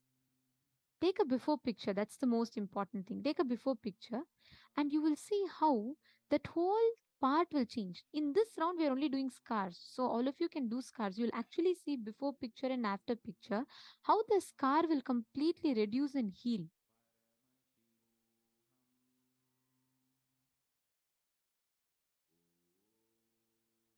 Chant the Mahavakya. Can I request everyone to sit straight?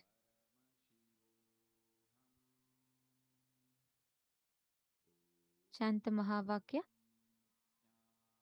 Bring your whole awareness to that part of your body.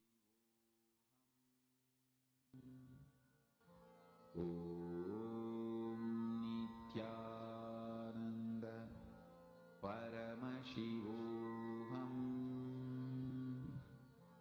Om Nithyananda Paramashivoham. Om Nithyananda Paramashivoham.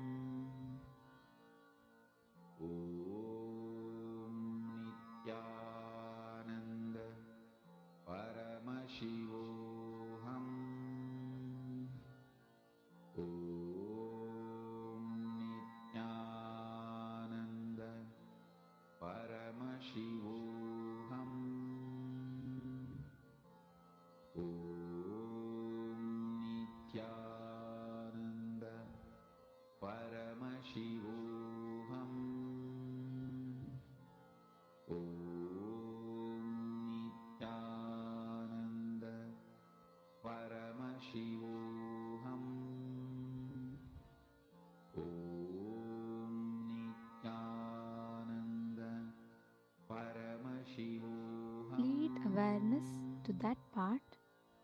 Heal it completely. You will actually see how your body heals and responds.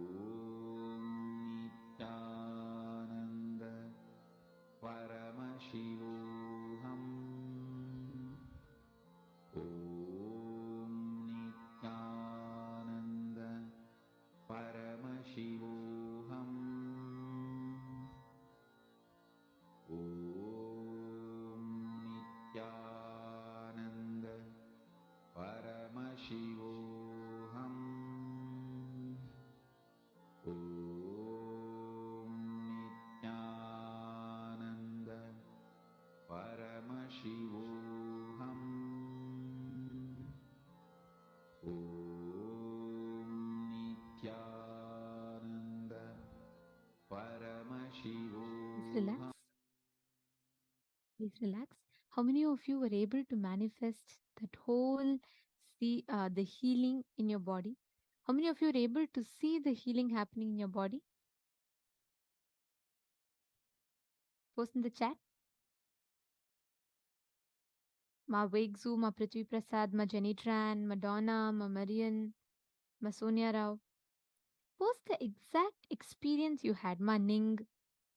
What exactly is the change that you saw in your body?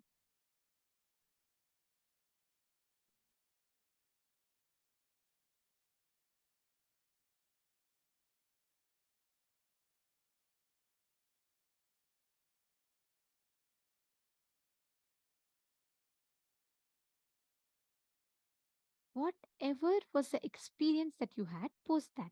What was the exact experience your whole body had at the time when you were healing it?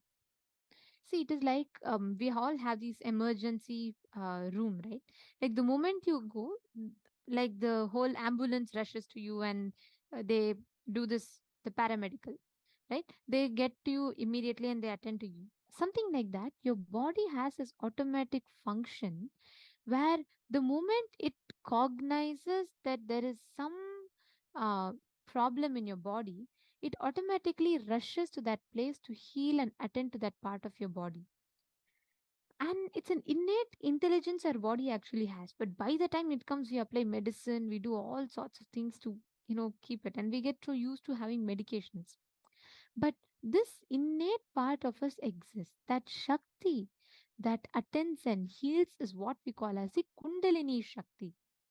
This Kundalini Shakti is what exists in the part of our body to heal and attend to it constantly.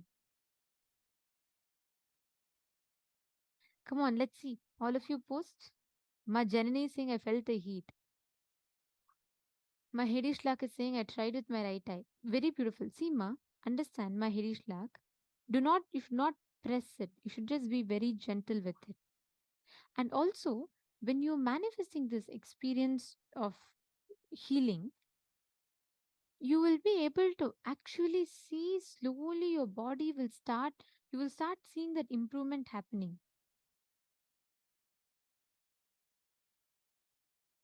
Ma Sonia Rao, you will itself actually be able to see that sensation. Many times people tend to have like tingling sensation.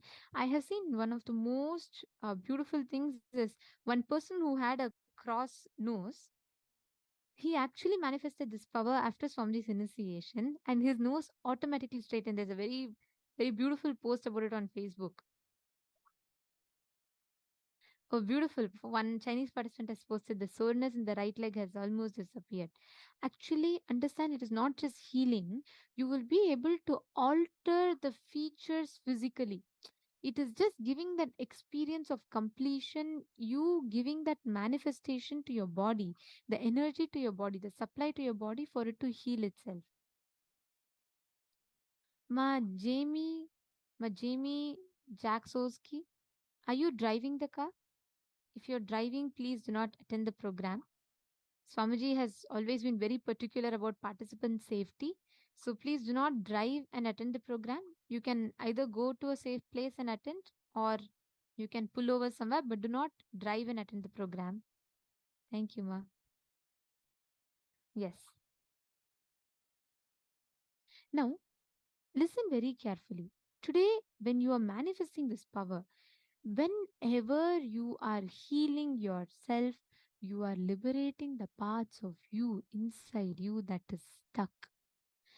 All those stuck parts of you hold karma, and you are liberating yourself from that karma. Karma is just all the impossibility that sits in your system. And when you heal yourself from that, you are completely liberating yourself from that. Actually, karma, digestion, going beyond death, all of these capabilities are stored in your system, and they're all interconnected. It's a very, very subtle science, but a very powerful science.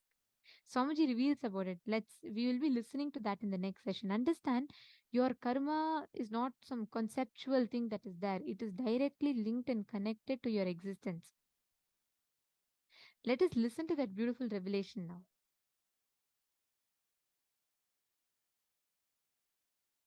Karma,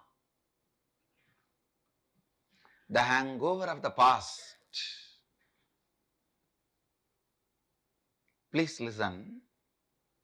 We always feel whenever we start anything, things are impossible because in the past we failed. But we forget why we failed in the past. We may not have had intelligence. We may not have had what all is required. Because we did not have whatever is required and we fail, does not mean we are going to fail forever. But unfortunately, illogical belief of impossibility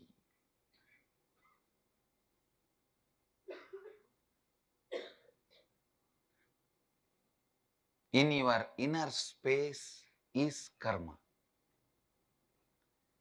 Illogical belief of impossibility. Please catch it. This is the Facebook statement today for all of you. Illogical belief of impossibility is karma. In your inner space, illogical belief of impossibility, when it becomes pattern, that is karma. If you build self-doubt, when you grow up, you are like Dhritarashtra. Developing self-doubt in course of growing up is accumulating the karma, agamya.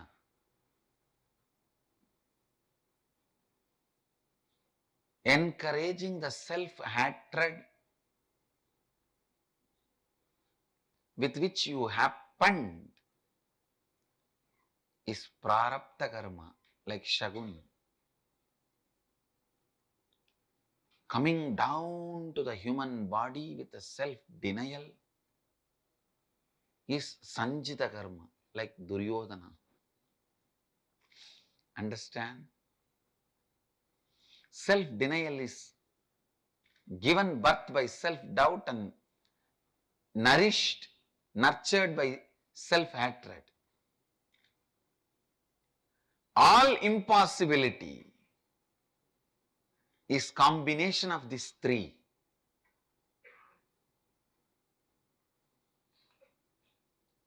Being held together by self-blackmailing, Gandhari. Gandhari held all the three together. Dhritarashtra, Shaguni, Duryodhana, because she is blood relative of all three. She is the head of the family of all three.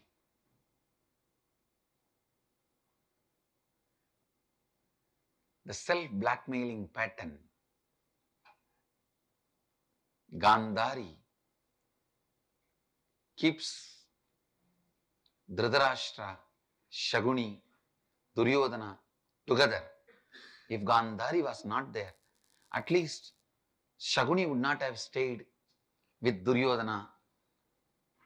Dhritarashtra would not have allowed Shaguni to stay. Understand? Even in you, the constant self-blackmailing pattern. Let me define self-blackmailing pattern. If the same way things go on, then what will happen to my identity? I will become nobody. Where will I end my life? I will have to put my foot down, which forces you to put your foot down. But unfortunately, whenever you want to put your foot down, you put it in your mouth. Putting the foot down is what I call self-blackmailing pattern. You always think, no, if I don't put my foot down, it will go in a different direction, it will go in a different way. What will happen to my identity? Constantly, everywhere, you think, I'll have to be living in the same way. Understand? Nothing needs to be lived in the same way. You don't need to worry. Self-doubt, self-hatred, self-denial, held together by self-blackmailing pattern, leads to destruction.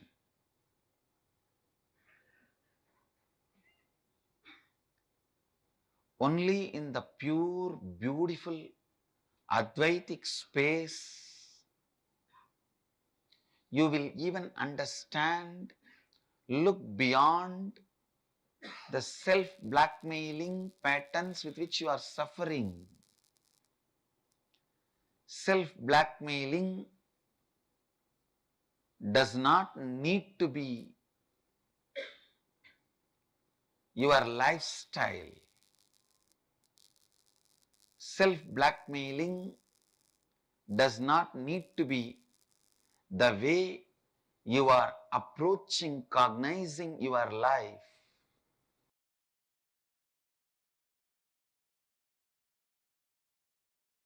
Paramashiva's message directly from Kailasa. Truths about digestion, karma,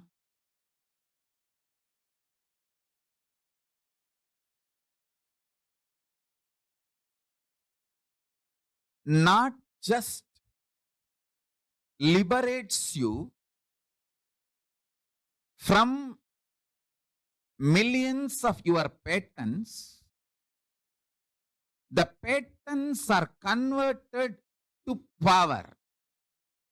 Understand? Whenever you master a pattern, you conquer a pattern, you demonstrate your powerfulness to your pattern, the pattern gets converted into power.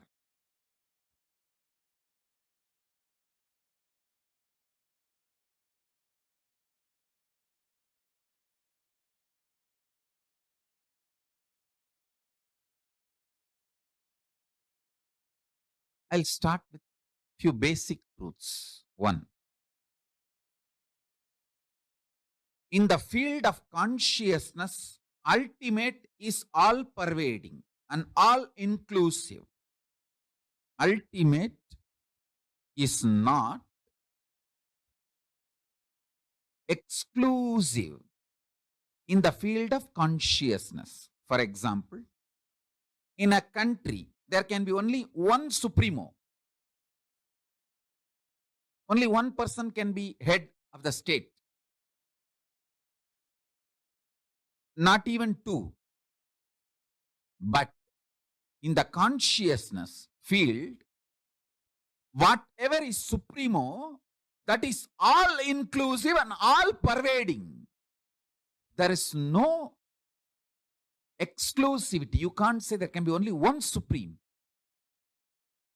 Pushing our ideas based on politics and this world's reality into the plane of consciousness and trying to say the Supreme God is also one is the human stupidity and peak of delusion.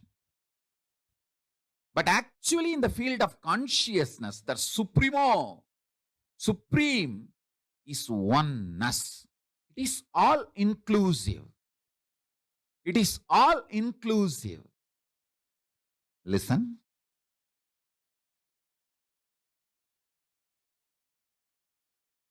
It's not one, it is oneness. When Arunagiri Yogeshwara showed me, actually I asked him, show me the ultimate. Then he just opened himself and showed me the ultimate. Then in that same experience, he hugged me. I could see when he moved his hand, the Arunachaleshwara Garbhamandir and Arunachala Hill. Arunachala Hill was on his left hand side. Arunachaleshwara Garbhamandir was on his right hand side. The whole thing just hugged me. That idea, me, he, Arunachaleshwara Garbhamandir, Arunachaleshwara Hill, all that got dissolved in oneness. I asked him to show the ultimate. He showed ultimate is always oneness. It is not one.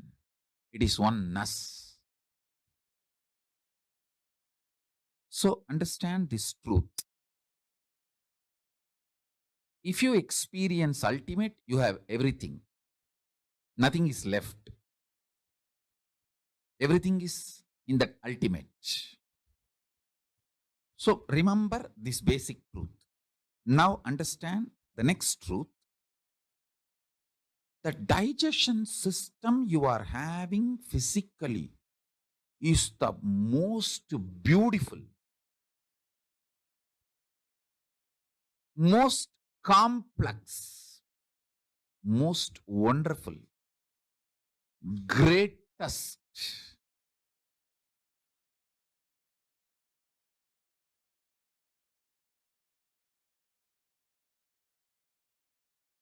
most powerful digestion system in the whole universe, not just comparing with all the animals and other species, because only the human digestion system, the digestion system you are having in the human body is capable of digesting your muscle memory, biomemory, karmas. Listen. The food inside your stomach can be considered as a physical karma. Memories in your muscle memory based on your habits, patterns, that can be called as muscle memory. Memories in your biomemory, which forms your obsessive, compulsive, reactionary patterns. Your compulsory reactionary behavior, which is deeper than your day-to-day habits, that is called biomemory. Now, let me repeat. Only the digestion system human beings have is capable of digesting not just physical food you eat, it is capable of digesting even your muscle memories, biomemories, and the very karmas your consciousness, individual self carries when you enter this life. This is direct revelation from Paramashiva. Please listen intensely. One by one, internalize. If you apply these great sutras, you can achieve great understandings and manifest powers. Listen, if you apply these sutras, you will understand many great truths our ancient Hindu rishis have nicely intertwined, added into our life.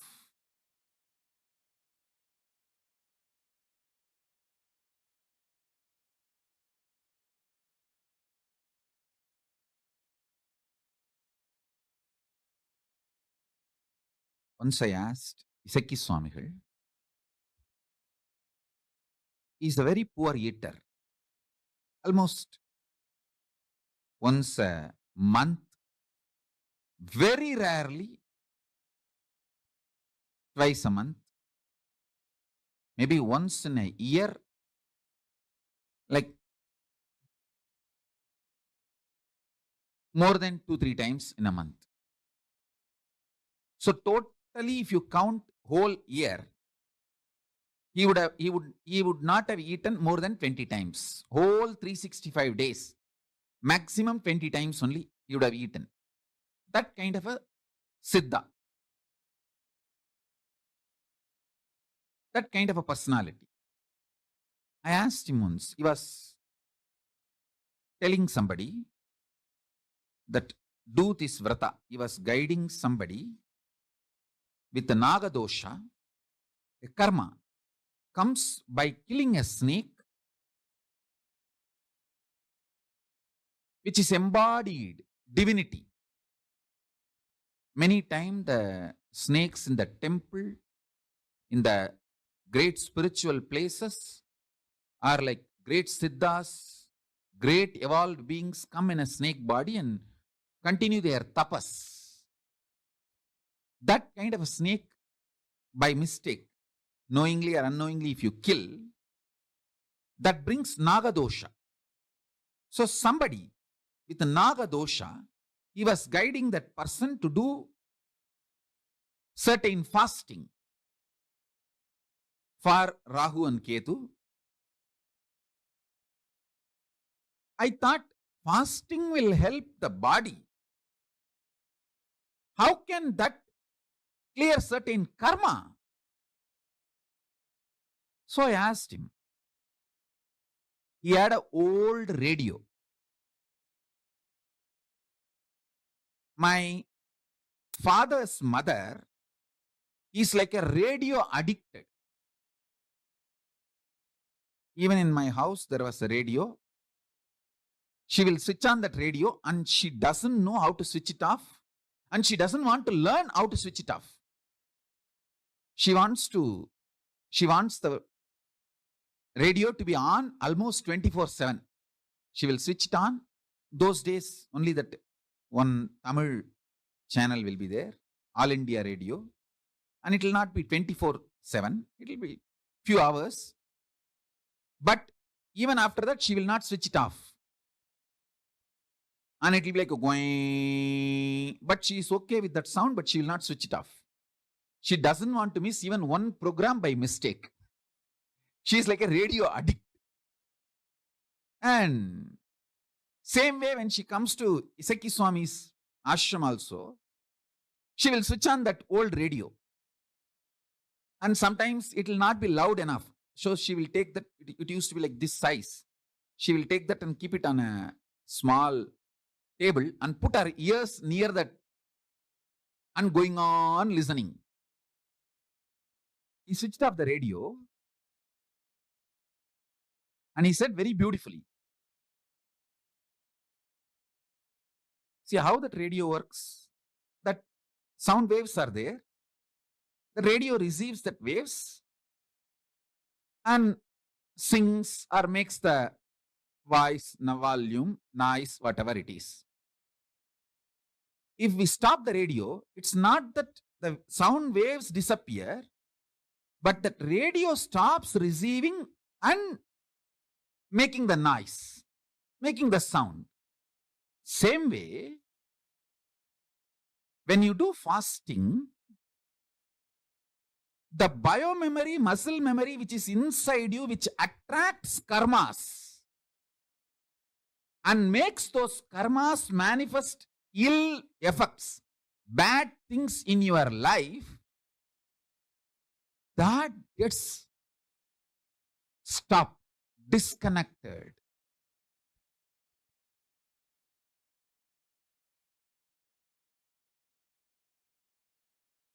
Listen.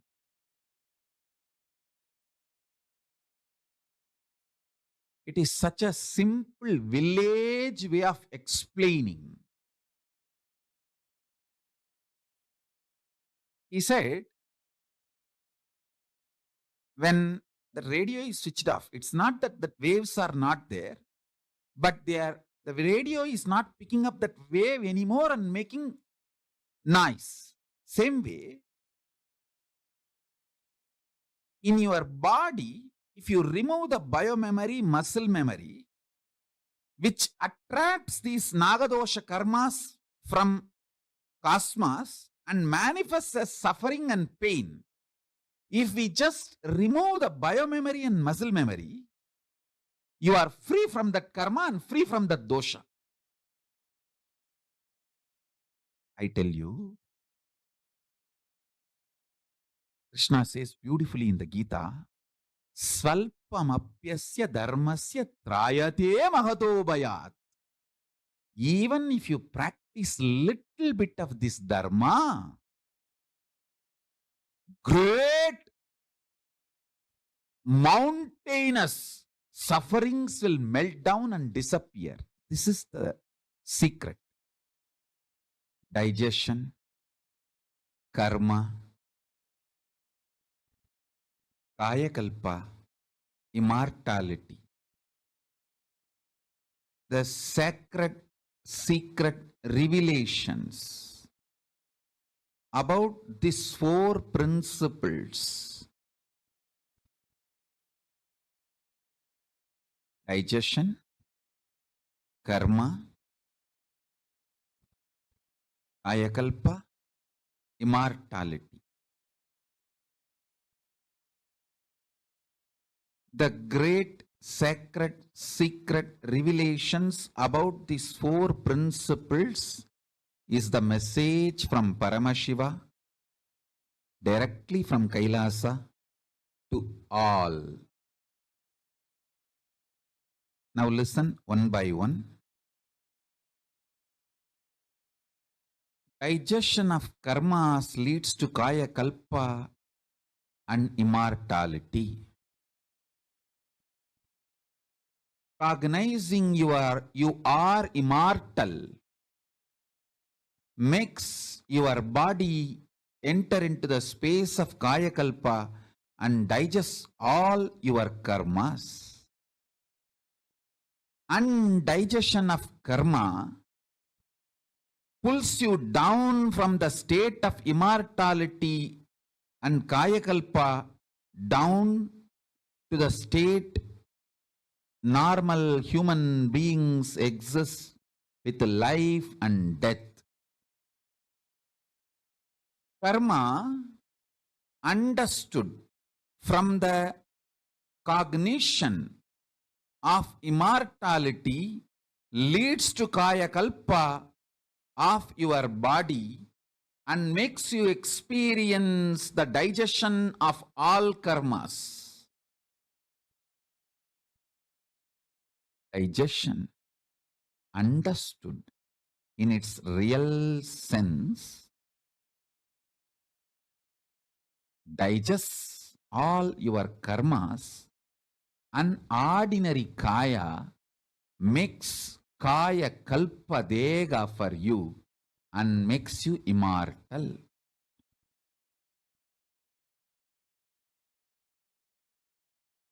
Each statement I made is directly from Paramashiva. Each of these are like Akashic records, sacred truths. Your digestion energy, Jataragni, is capable of burning all the negative muscle memories, negative biomemories, rebuild your body continuously as your conscious decision. Understand? Every part of your body is rebuilt continuously in few days. Your intestine gets completely replaced in few days. Your liver gets completely replaced in few days. Even your brain completely gets replaced in few months.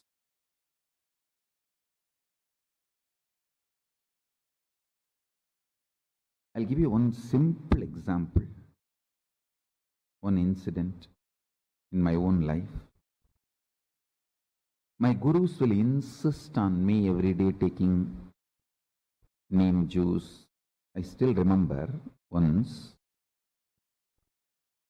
he did not, my Guru Raghupati Yogi, Yogananda Puri, he did not let me eat almost for 5-6 days.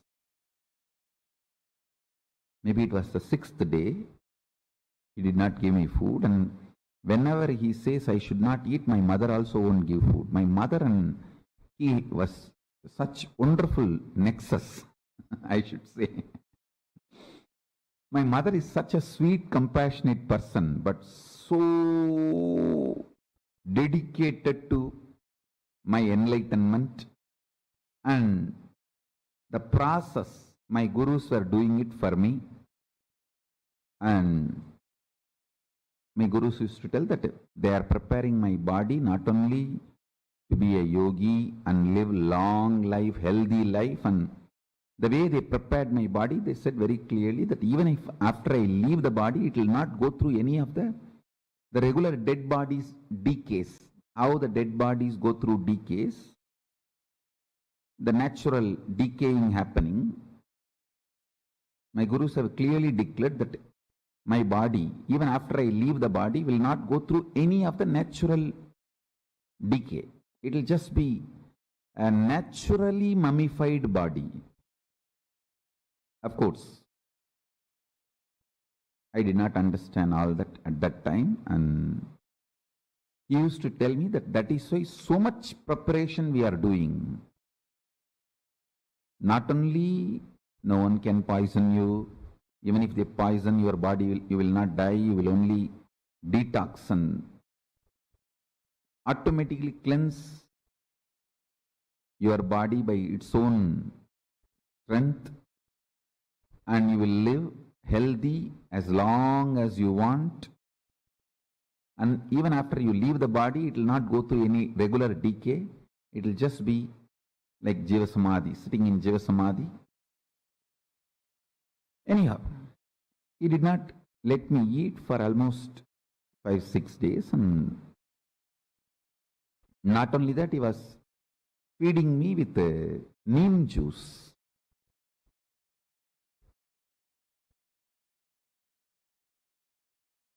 Without food, giving neem juice and asking me to brush my teeth with the neem stick. With the neem stick, I have to touch the haritaki powder as the powder. Neem stick will be like a brush. Haritaki powder will be like a tooth powder. That is the way I have to brush. And 6th day, still no sign of food.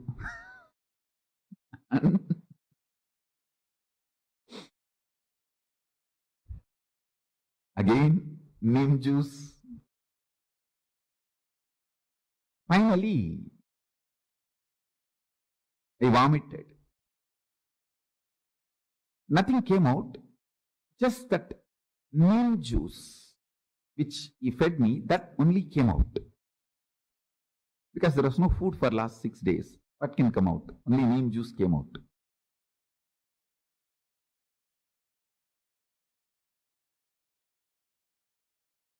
And after checking the color, he said, yes.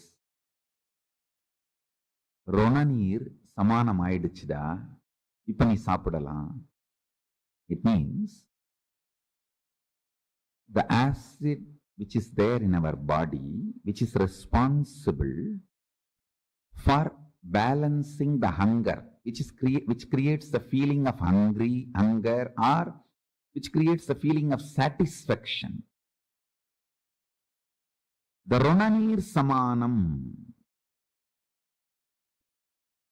That Ronanir, I don't know exact English translation of that word Ronanir. The Ronanir is not just a chemical. When it is in the body, it is a living organism which can be programmed. It means like it's like it has its own biomemory. So that decides the signal of hunger, signal of satisfaction is programmed in Ronanir.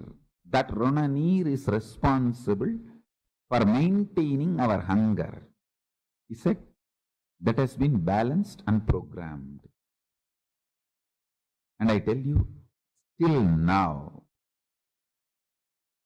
that programming they have done is responsible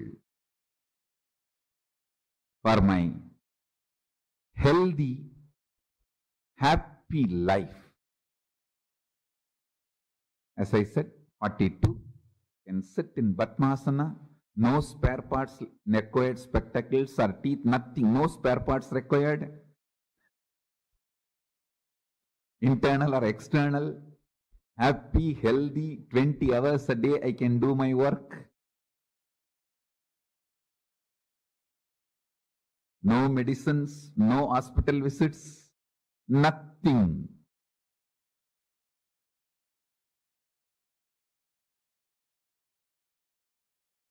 I am 42. Surely I have not even gone to hospitals 42 times.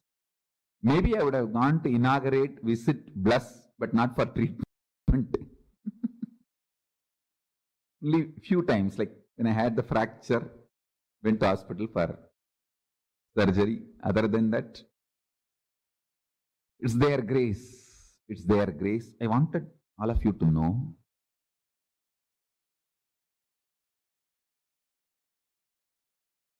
balancing of the Ronanir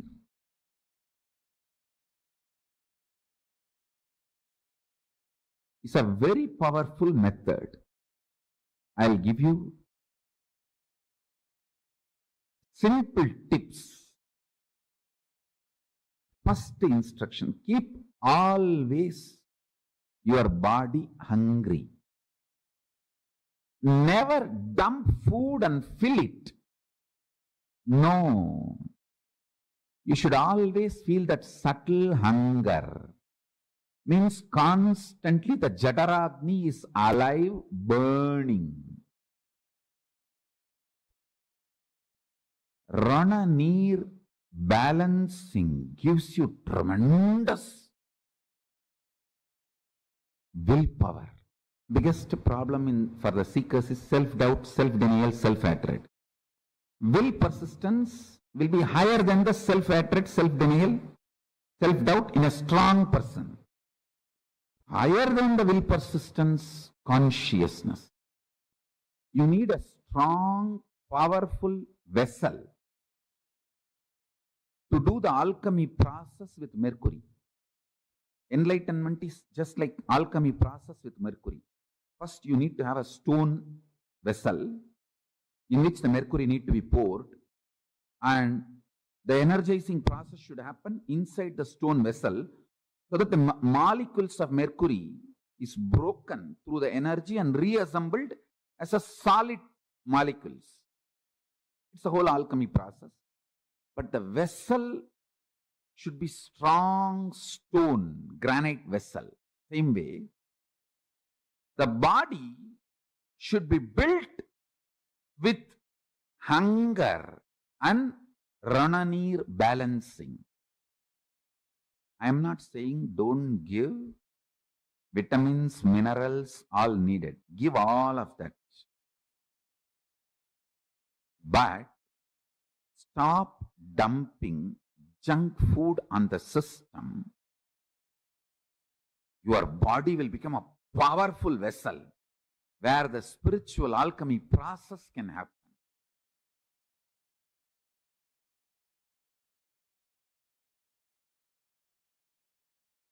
Yajnavalkya Smriti says beautifully, the best detox, Kala, Agni, Karma, Mrit, Vayu, Mano, Jnanam, Tapo, Jalam, Paschatapaha, Niraharaha, Sarve, Ami, Tuttihetabaha.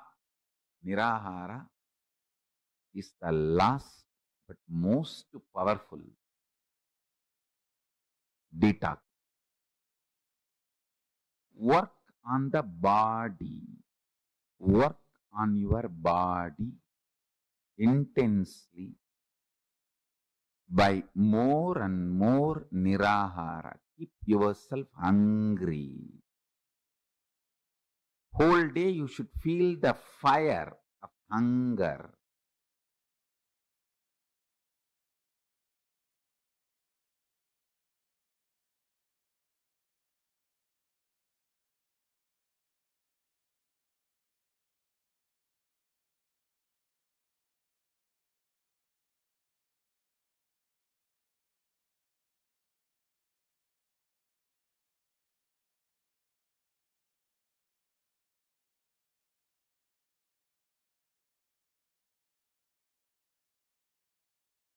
What did each of you click with in this session?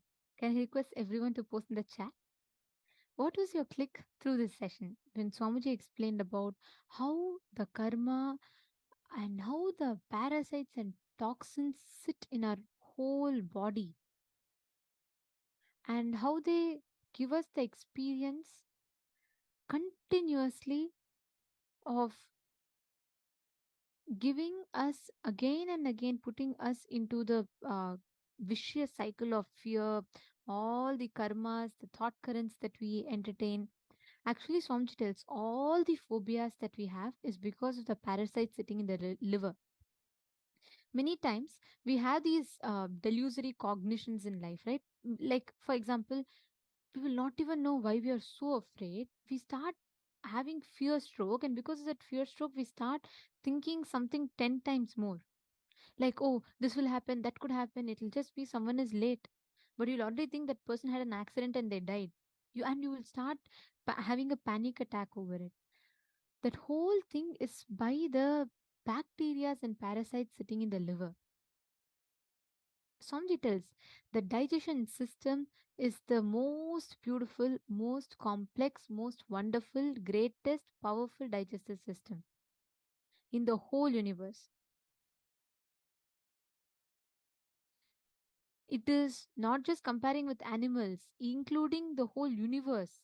Human body's digestion system is the most powerful because it is not just digestion of the food, it digests even your muscle memory and biomemory. So I'm just explaining, right, the difference between my biomemory and muscle memory. The Chaturagni is capable of burning all the negative muscle memories, negative biomemories, and rebuilding your body consciously inside of you. Your Jataragni is capable of doing that.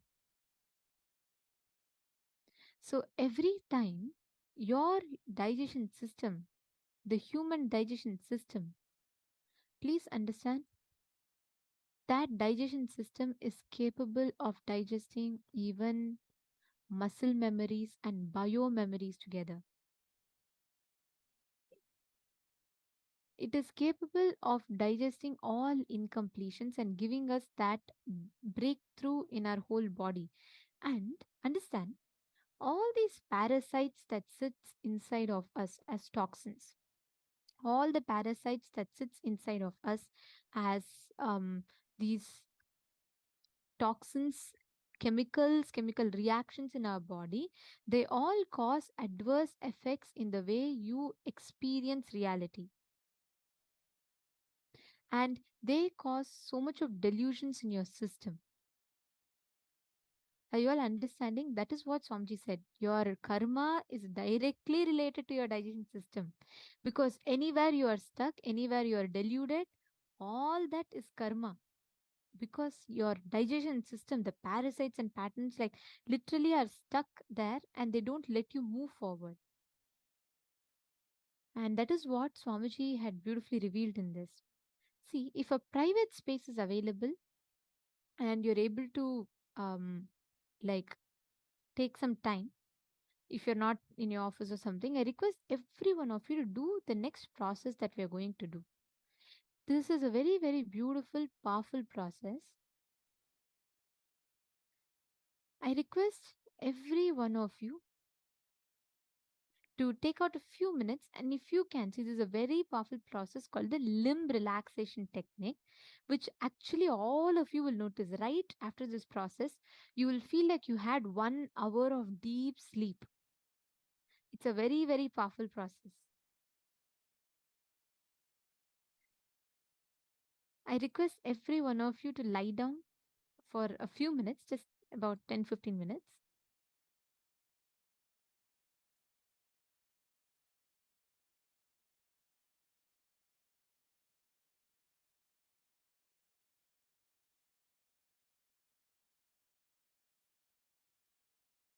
Revati ma,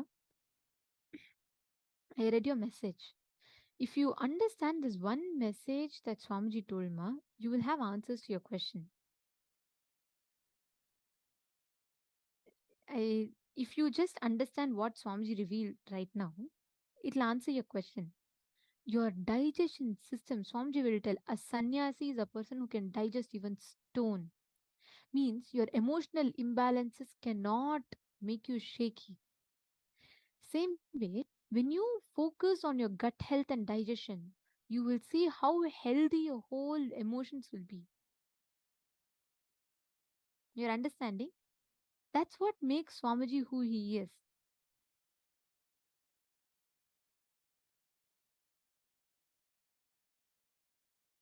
Okay, now every one of you lie down.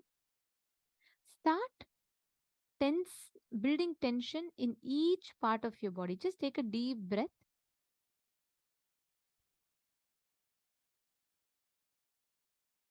You're going to be holding your breath.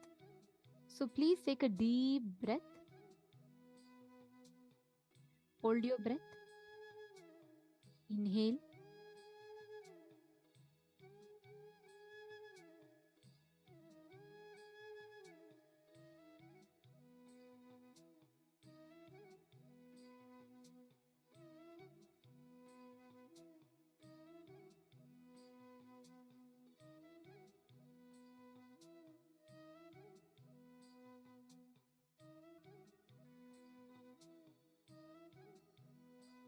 Now start building tension. Start clenching each part of your body.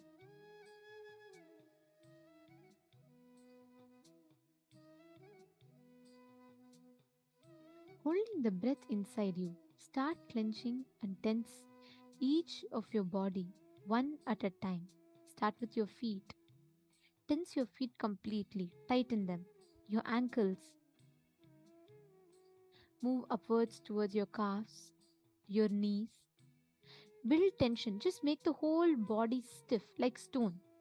Visualize it's just becoming stone. Make it as tight and tense as possible. Your calves, your knees. Tense your whole thighs. Build the tension in your whole hips.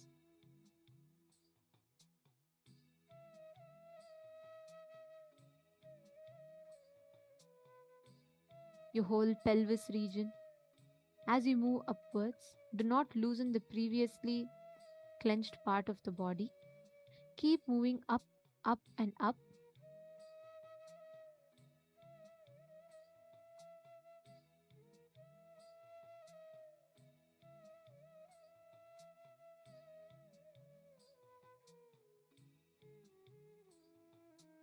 Now, move up to your waist, to your stomach. Tense every part of your body as tightly as possible. Move upwards to your chest, back. Tense all the vertebrae along your back. Tense your arms, tense your hands, your fingers. Tense your shoulders. Tense your elbows, arms, hands, forearms, palm, fist. Tense everything. Build that tension in your whole hand.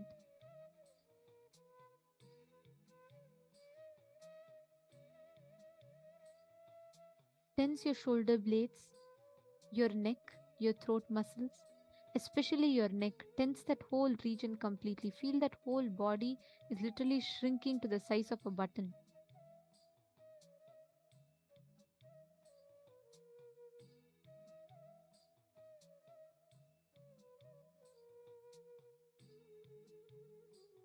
Build the tension completely in every part of your body.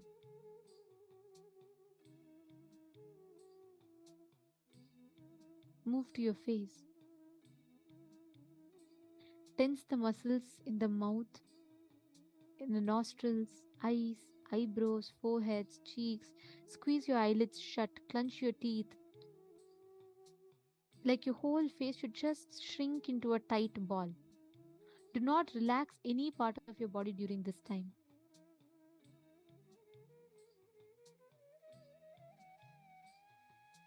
Stay in that state of tension for as long as you can. When you can't hold your breath anymore, expel it in one gush.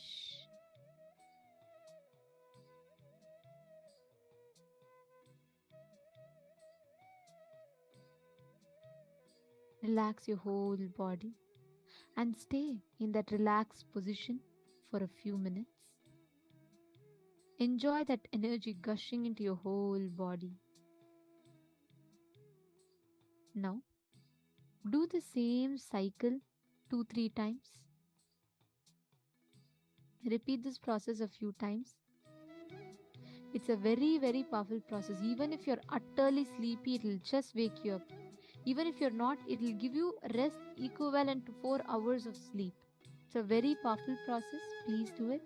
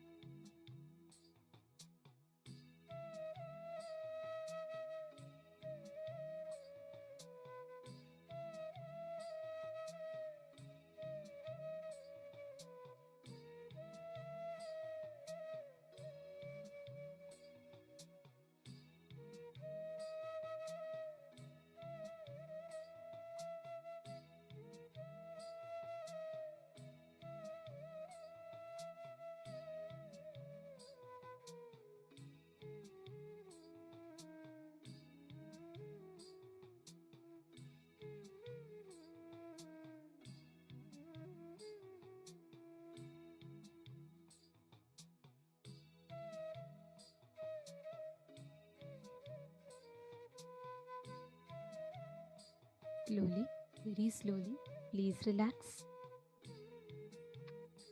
Please relax. Settle down.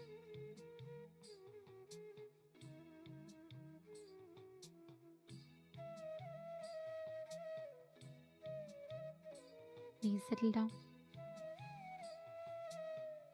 Yes. How was this process?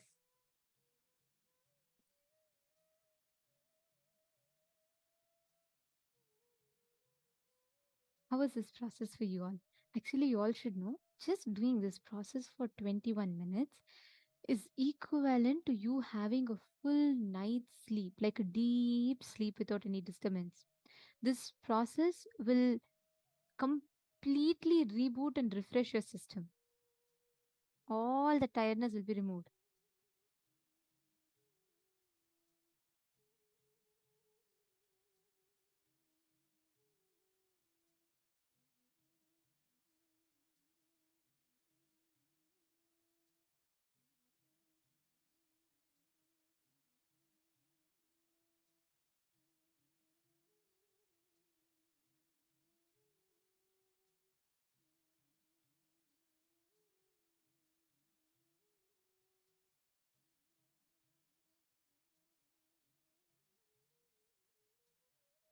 Actually, understand every time you sit and just rest in that space, you will experience such tremendous healing. And that is the beauty of this process. Now, with this refreshed energy in your inner space, just sit, take all of you, connect to one person, okay? Amongst you all, connect to one person and manifest this power of altering the body feature. Understand the energy, the powerful cognition that each of you are sitting with right now. Literally, you have the power to heal someone, and you have the power to literally manifest anyone, your partner, anyone it can be. You will scan, identify, and heal the scars. The exact same process you did to you, you're going to do to another person. So if you have someone with you also, that's better. Like in your house, if you have someone, that's also good. See, listen very carefully. Just like how your body listens, the consciousness in the other person's body also listens to our conscious will. That is the power of this space of consciousness. Connect to the other person and just can identify where they have scars, okay? And just through your third eye, you don't even need to touch. Just through your third eye, give energy to that part. You will actually start seeing golden energy will start healing that part of your body. Are all of you understanding the process? Okay, great. Ma Ganga and Ma Prithvi Prasad have connected. Good. Actually, Ma, all of you listen. You're going to first scan and identify where exactly they have the problem. Like, for example, they may have some stitching scars, some birthmarks, everything. Ma Prithvi, you both can parallelly do it. And all of you here, every one of you, please connect. Listen very carefully. You just need to focus on one thing. You need to experience that inner energy inside you just awakening and gushing to heal the other person. Just that one awareness is enough. Nothing else is needed. You will manifest it. Please chant the Mahavakya.